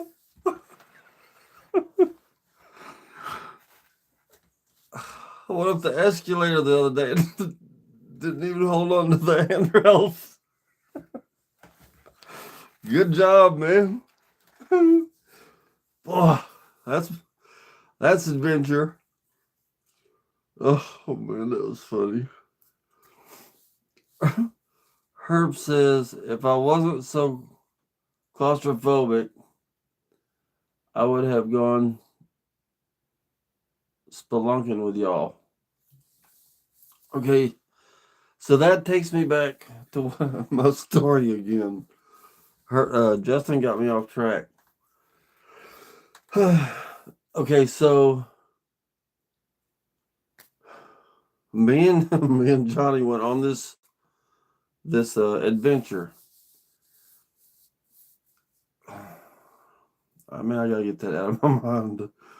So me and Johnny went on this adventure, and it's going through this tunnel. I mean, this tunnel's long. It don't look long in the beginning, but this tunnel is so long, and it's for a train, and it's just got on each side of the wall. On some places, you don't have no room, and it's old, and there's water in there, and you can hear water running out the sides of the walls, and well, we got about halfway through. Several years ago, I started never when I was younger, but several years ago, I started having a problem with panic attacks type of things. Claustrophobic too. So we went into this thing. I had no problem at all, just going through it and walking through it, and then all of a sudden it hit me. It's like, man, what if a train came? We're about halfway through this thing, or a little less. It's like there ain't no running either direction. This thing is so long. I think it's probably maybe a mile long. I don't know. But we get through the tunnel. Anyway, like I said, it's bothering me a little bit going to the end. We get out the other end and everything's fine, and I feel a lot better. Well, then when it's time to go back, Johnny's like, do you want to run? I was like, let's jog. He's like, are you serious? I'm like, yeah, I can do it. Johnny's kind of the same way. Johnny likes adventure, even though he's getting older. So we started jogging. Everything was going good, but we get a little less than halfway, and I start thinking, man, what if a train comes? I'm not going to be able to hear it because of all this, with the noise of running, and we're yelling back and forth as we're running, and so I start to panic a little bit. So I'm like, okay, we got to stop. I said, Johnny, stop. Let's stop running. Well, once we stopped running, I realized how out of breath I am. So then I'm just like, I felt like I couldn't catch my breath. I felt like the tunnel was enclosing on me. It was so bad. I ended up taking my glasses off because I felt like my glasses were pushing on my face and not letting me breathe. And so I'm just like, it's the worst panic attack I've had in years. I mean, in many, many years. And on my head just kept telling me, first off, I can't breathe, I can't breathe, I can't breathe. And I kept thinking the train's going to come, the train's going to come. And then I thought, I need to run. I just need to run. I need to run back. I need to run back.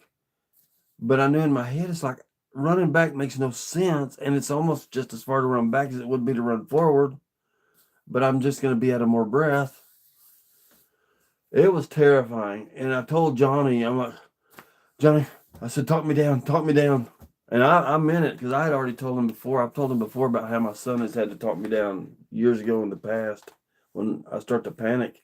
My son can tell I'm fixing to panic. And he'll start saying, "It's okay, Daddy. It's okay, Daddy. Everything's good. Just breathe. Just stay calm. You're gonna be fine. Everything's gonna be fine."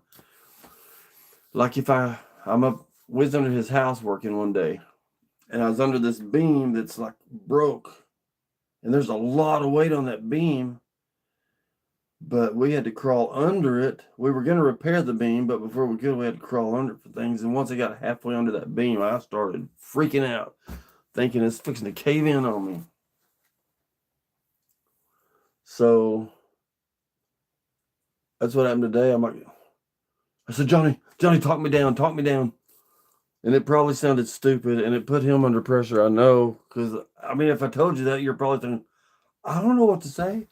And I could tell that's how he felt a little bit, but he just started saying stuff. He's like, just take slow breaths, take slow breath. And, man, look at this cheese. There's cheese in here. I don't know where all this cheese came. I don't even know what he's talking about as far as cheese. Unless he was talking about my video the other day, maybe. I don't know. But just talk. And the more he was talking, my mind was trying to figure out, what are you talking about?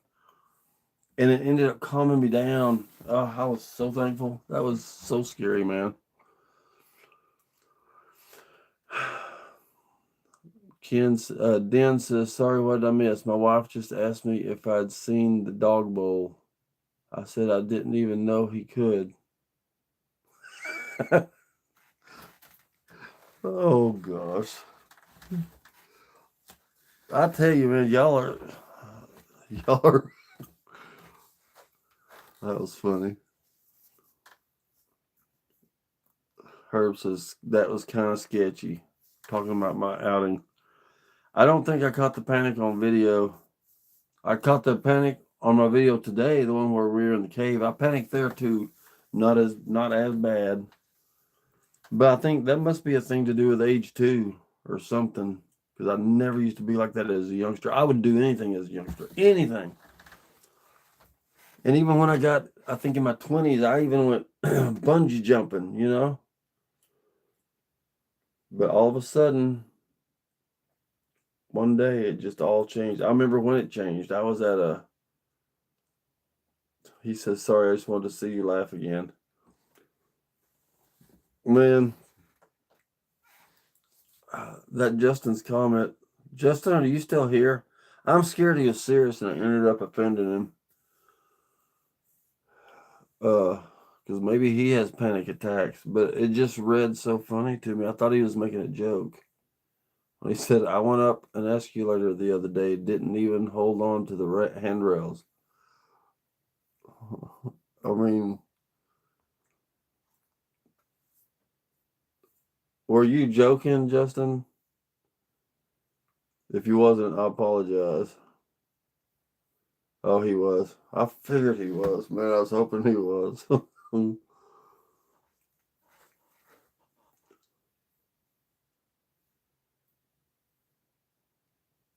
Yeah, so I don't know, man. I don't know how to get over the panic attacks.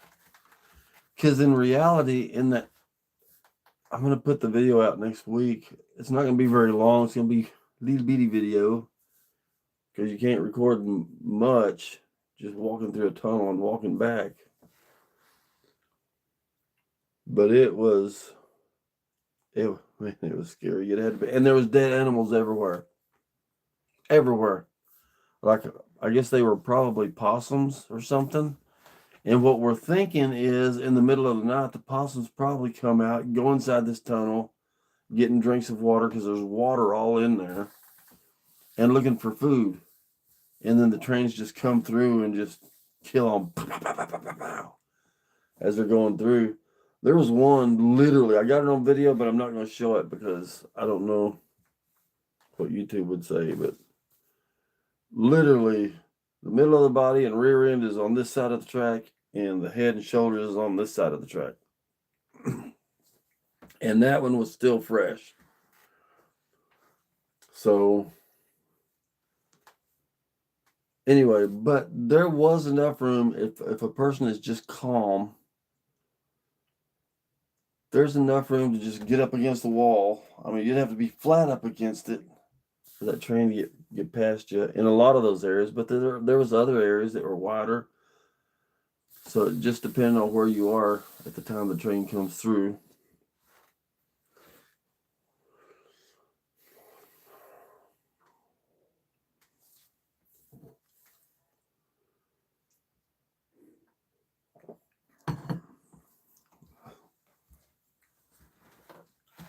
Herbert says, I may not do my regular live tomorrow night. Got no one lined up.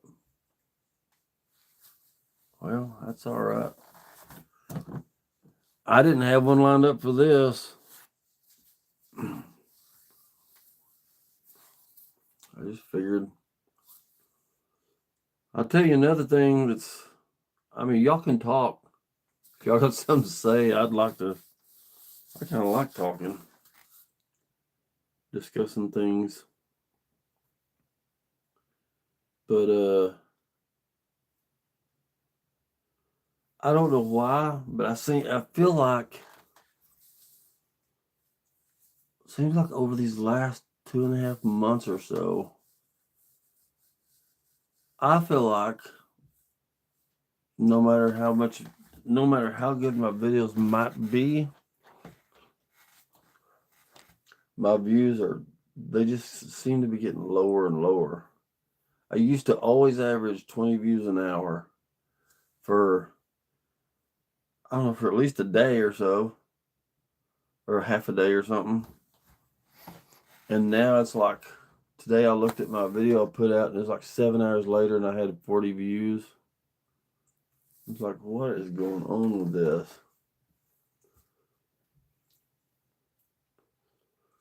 But I'm trying to put in the hours. I gotta have some watch hours. And I'm not getting them. I'm not getting a lot through my videos. I don't think so. Or at least not immediately. They might over time. So the lives is, I think, helping me. But even with my lives, I look at other people's lives and they've got 50 people, 60 people, 70 people. And in my lives, I'm lucky if there's 15, you know? I don't know what's up with all that. Gotta figure out what I'm doing wrong. I wanted to yard stream tonight so people could come in by video and chat, but I don't want to waste all my free time on there because next Thursday I have Connie from Canada, and then the Thursday after that I have Byron with Byron's. No. After that I have Nicholas Green, and then Thursday after that, which I think is May the 1st, is Byron's Baits. So I have 3 more lined up.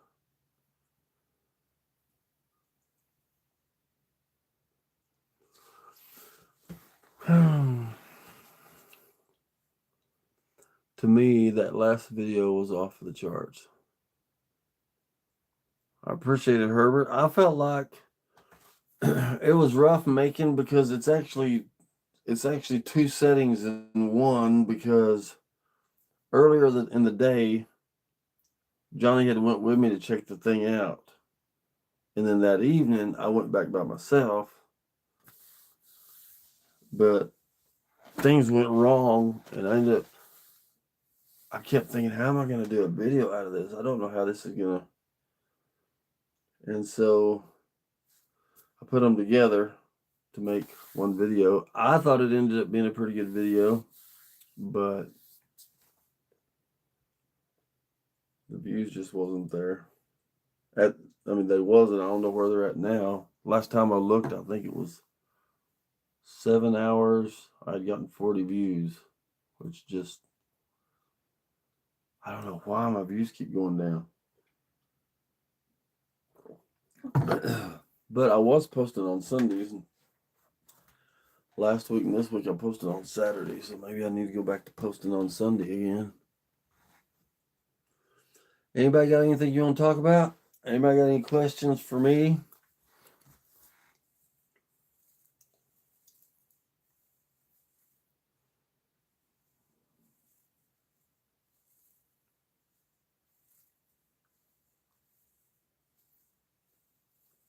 61 views on it, yeah. How many hours has it been up? Because I should have, I would have 60 views in 3 hours. I literally was averaging right at 20 views per hour. And then I don't know why, but like I said, the last couple months, it's just like this. Down, down, down, down, down. 61 views compared. I mean, I don't want to put anyone down because for some people maybe that's a lot of views. But I started out with hardly any views, and I built myself up to where I was getting pretty decent views, and now they're all going back down again. And it seems like the more I put out, the less views I'm getting. And I keep trying to put out better quality stuff, but I still get less views. It's been out 11 hours. Yeah. So I should have 20 views an hour times 11.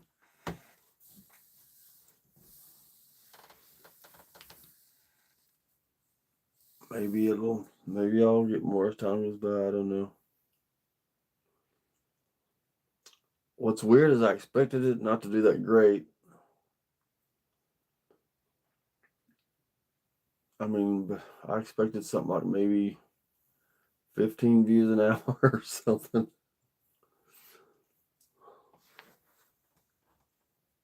I didn't expect it to do.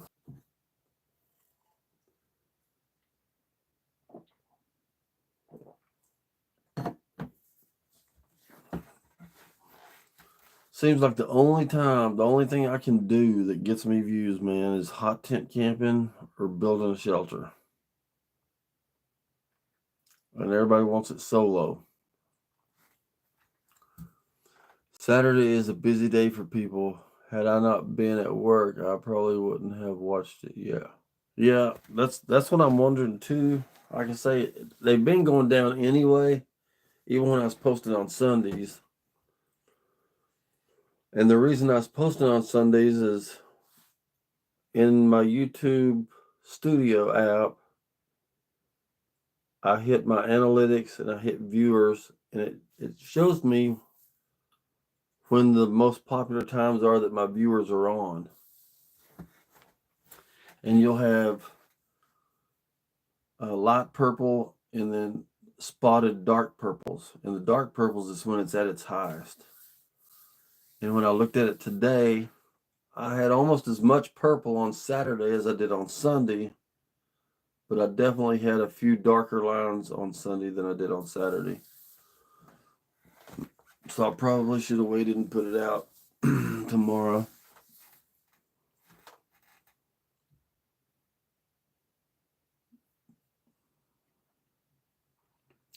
Man, some of these people watch. There is definitely a secret to all this stuff. There's got to be a secret because there are some videos I look at that I'm just like, not to be mean, but that is just boring. I mean, some are just either such bad quality or just so boring. But yet, in 4 hours, they've got 30,000 views. You know, it's like, how are you doing that?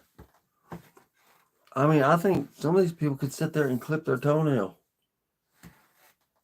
and they're gonna get 30 views. I mean, 30,000 views in a couple of hours. People watching them clip their toenail. So, something to do with algorithms, something. There's something. And we're all trying to figure it out, and none of us has figured it out yet. You have a new subscriber. My wife heard you laughing at my joke and got to laughing at you. She subscribed. Oh, well, tell her thank you. I appreciate it. I I don't know why that hit me so funny, man. That was so funny. And then I thought, oh, what if he's serious? He's not saying anything. And I thought maybe I hurt your feelings, but I couldn't make myself stop. Dan, are you talking about the stuck in a cave video? I appreciate the new subscriber. Thank you very much. I don't laugh very often. I think that's actually the first time that's ever happened. I don't know why that hit me so hard.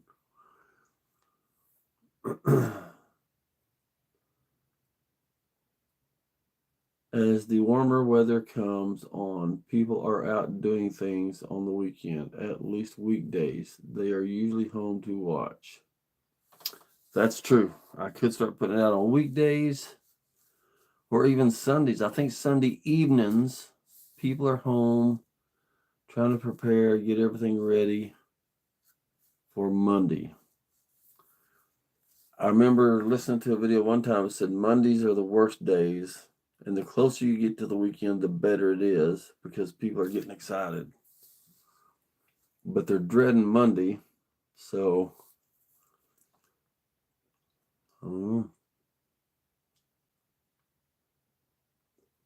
Grace Martin says, haven't watched it yet, but I will later. I appreciate that. All the views I can get, I appreciate. My last view hour total was, I gotta have, okay, not that any of y'all care, but if you do care, with YouTube, there's, as far as I know, I'm not real good at it, but there's a first level of monetization, and then there's the full monetization.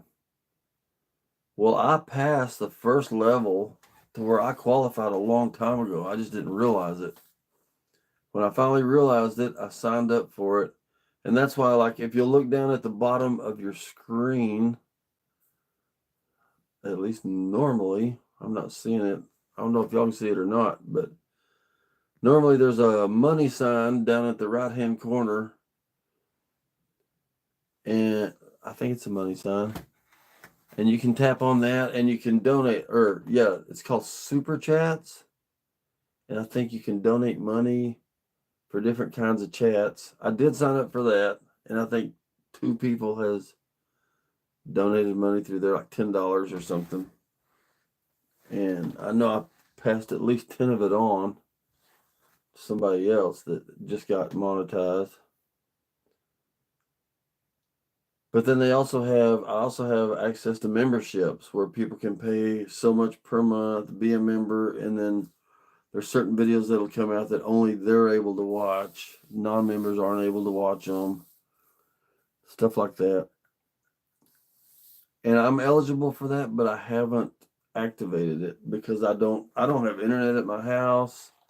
I got a laptop, but I got to run it through my phone. Half the time I can't figure out how to get it connected. It's a mess. So I kind of thought what I need to do is just not worry about all of that stuff. I mean, if people want to donate, that's fine. I can't get it out now anyway. It's got to reach $100 before I can do anything with it. But trying to get all this other stuff worked out, I'm just going to wait. I want to hit my 4,000 hours and get fully monetized, and then I'll gradually worry about those things. Once you hit 4,000 watch hours, you don't ever have to do that again once you're monetized. So that's my biggest goal right now is reach the 4,000 watch hours, get monetized, and then chill out a little bit. Calm down, I mean, I still want to keep going, but chill out a little bit about it. Last I saw, I had 3,700 and something hours. Less than 3,800. So I'm working real hard to get to those 4,000 watch hours.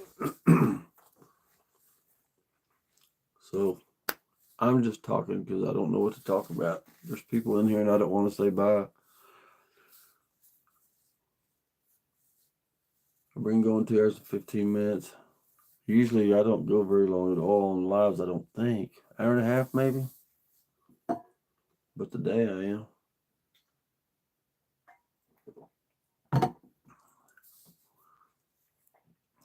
Maybe I'm lonely. I don't think so.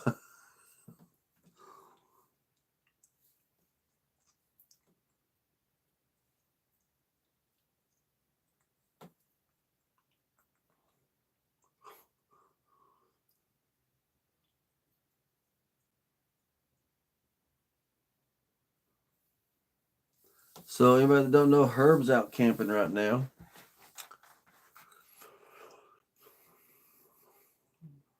We had a live with him today.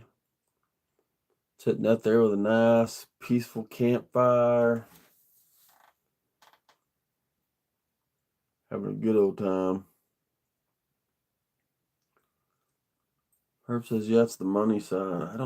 I usually can see it on my side. I can't see it today for some reason. It's weird. I wonder if I hit the...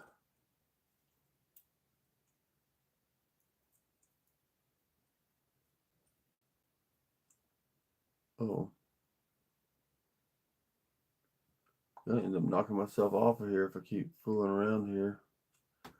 Yeah, I've got the wrong page up here. I don't know how to change it. I'm gonna go see if I got any more coffee.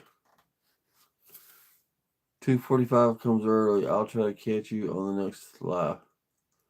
Hey man, appreciate you coming in, Justin. Appreciate it a lot. Appreciate your wife for subscribing.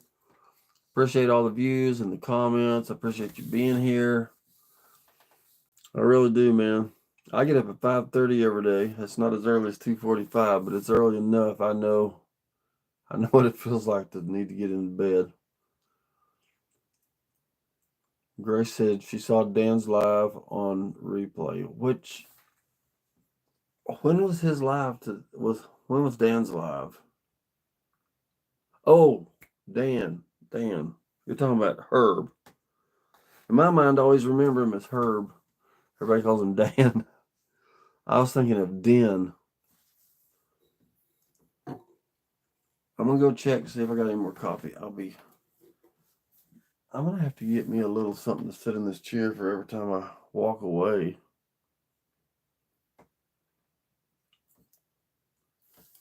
Herb says, looking at 1 year ago, you had some videos over 1,000 views. I don't think you are losing hours. It's the videos over 365 days dropping off as far as the watch hours go. No, I know that, but I'm talking about just on individual. I ain't getting as fast of views. I'll put it that way, because I've always watched it on each individual video. I'll post a video, go back and check like a couple of hours later, and it'll be at 40 views. And then I'll go back another couple of hours, and it'd be like 82 views. And it would just keep going up like for several hours until used to it seemed like I would hit at least 200 or 300 views before it started slowing down. And now it's like 2 hours, 20 views. It's like, what? Maybe 4 hours, 25 views. I was like, something ain't right. I'll be right back. Oh, my leg.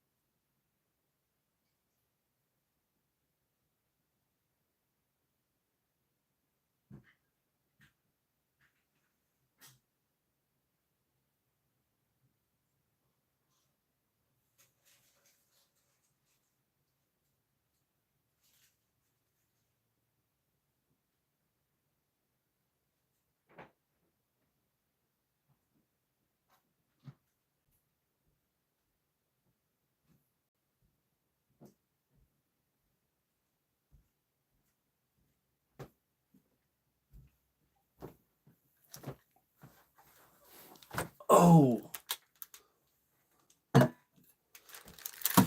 I'm back.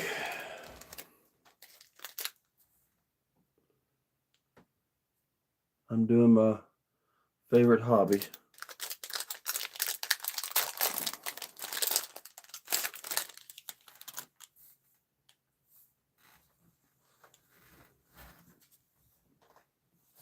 Got 5 people in here. Really discouraged that I didn't get my fishing pole going.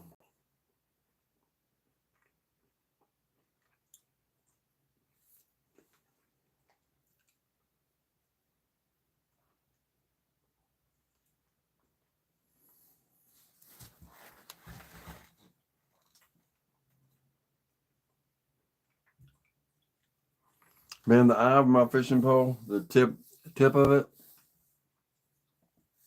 so tiny. I just can't see a leader not going through that very easy. The video on my live was blurry through a bunch of it because of bad signal. Yeah, that happens. I was going to do a live from the cave, and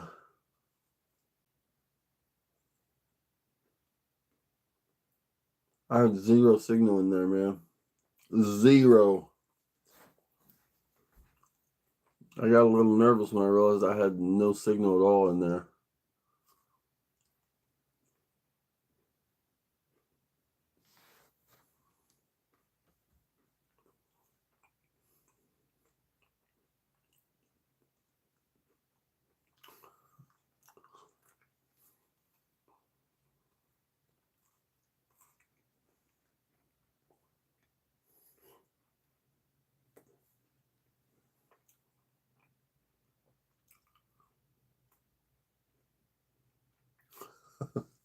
People just coming in and watching me eat because I ain't talking about nothing.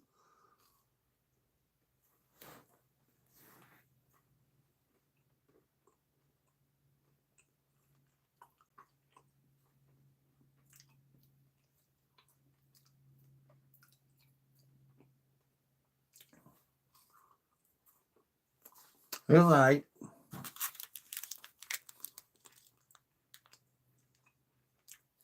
Here's my next one.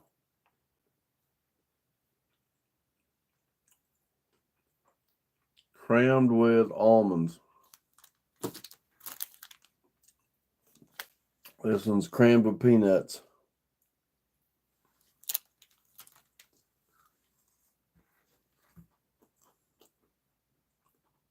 Are y'all an almond person or a peanut person?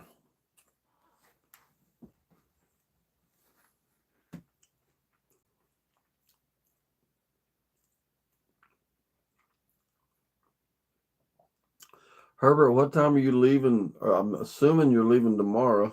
If so, what time are you leaving and heading back home?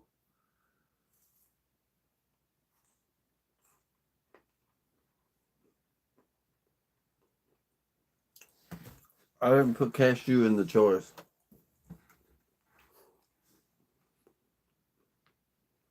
But I like cashew too.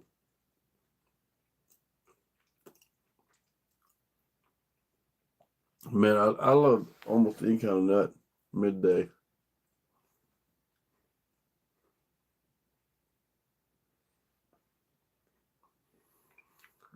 You know what I've been thinking about doing?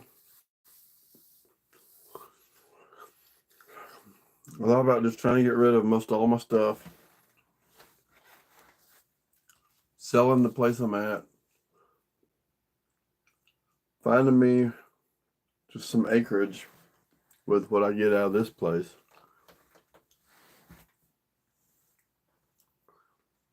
and just building a little bitty cabin or storage building on it or whatever, and start living off grid, sort of.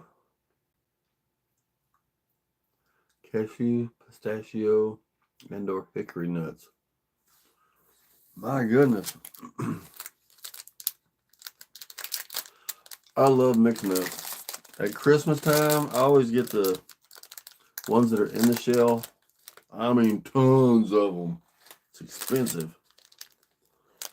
I bring them home and I'll be watching YouTube or whatever while I'm cracking those things and eating them. The rest of the year, I've stopped buying them because, man, I could buy a can of them this big. And I guarantee you before that day's gone, everything's going to be gone but the peanuts. A lot of times I buy them without peanuts in them.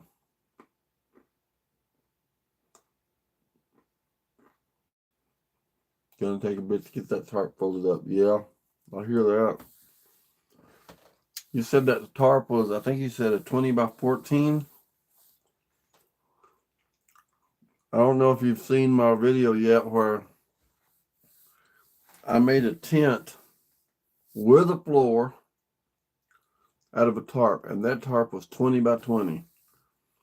It was way too big, but man, there was so much room in that tent. But I had to fold it all up all by myself when I was done. That took some time.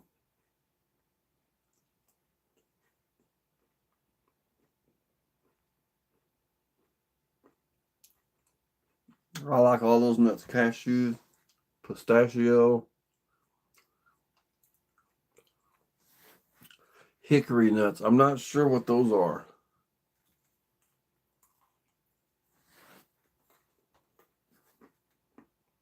If they're in mixed nuts, I eat them and I love them. Because there's some in those mixed nuts that I don't know what they are.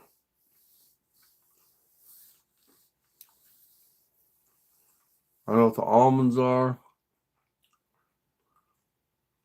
I know what the cashews are.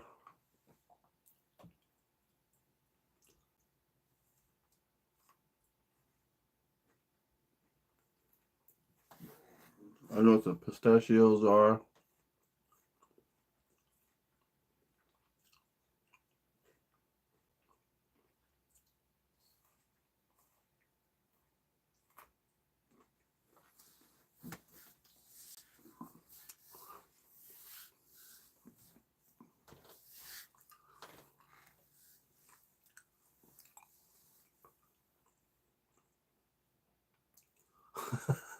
I can't believe I'm just sitting here eating, letting everybody watch me. I was going to just set my fishing rod and reel and tell everybody bye. But for some reason, I don't feel like getting off here. Hickory nuts not sold at stores. Have to harvest yourself. Tastes similar to pecans, but a touch of sweet. Ooh, man. Ooh, I love pecans. My grandparents, the little bitty town they lived in, a lot of people had pecan trees. And people didn't want to deal with them, so they would just pick them up, throw them in big paper bags, and take them to my grandparents. My grandpa, all he ever did all day long was sit out on his porch pretty much year round. And I don't know if it was way too cold, he wouldn't. But he would sit there and just shell nuts all day long, pecans. So when I'd come visit from out of town, they'd have they would put them in bread sacks. And they'd have like whole bread sack fulls in their freezer. That's where they kept them.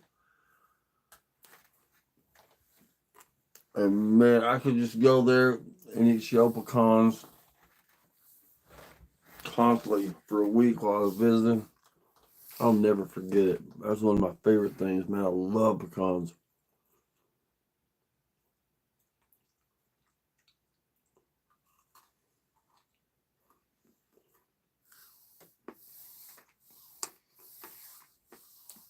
As far as nuts, I'd say pecans probably is my favorite as far as taste.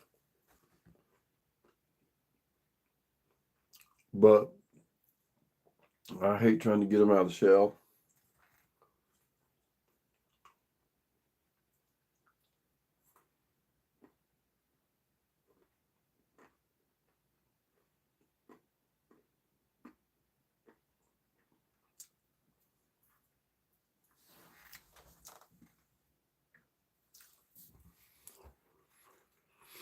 Oh boy.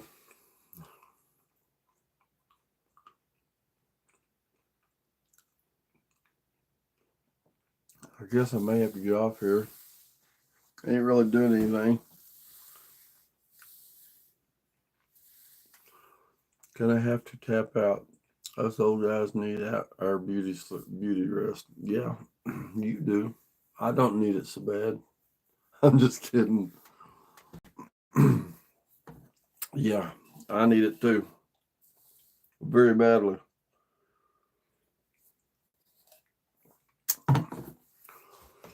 All right, man. Well, I guess I'm going to get off of here too. Let everybody go. Appreciate everybody coming in, chatting with me, having a good time, putting up with me when I was getting frustrated. Good night, Grace. Appreciate you coming in very much. I appreciate it. You too, Herb. Appreciate it very much. And anybody else that's there that ain't talking, somebody else just came in. So,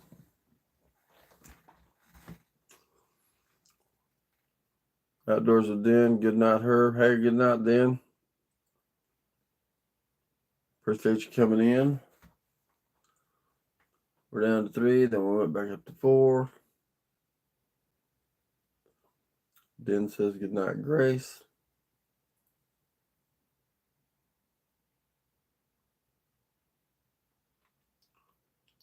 I got a mess in this room after all that stuff tonight. All right, y'all. Unless somebody got something they want to say or ask or whatever, I'm fixing to check out here. And count down from 10, 9, 8, 7, 6, 5, 4, 3, 2, 1. Good night, everybody.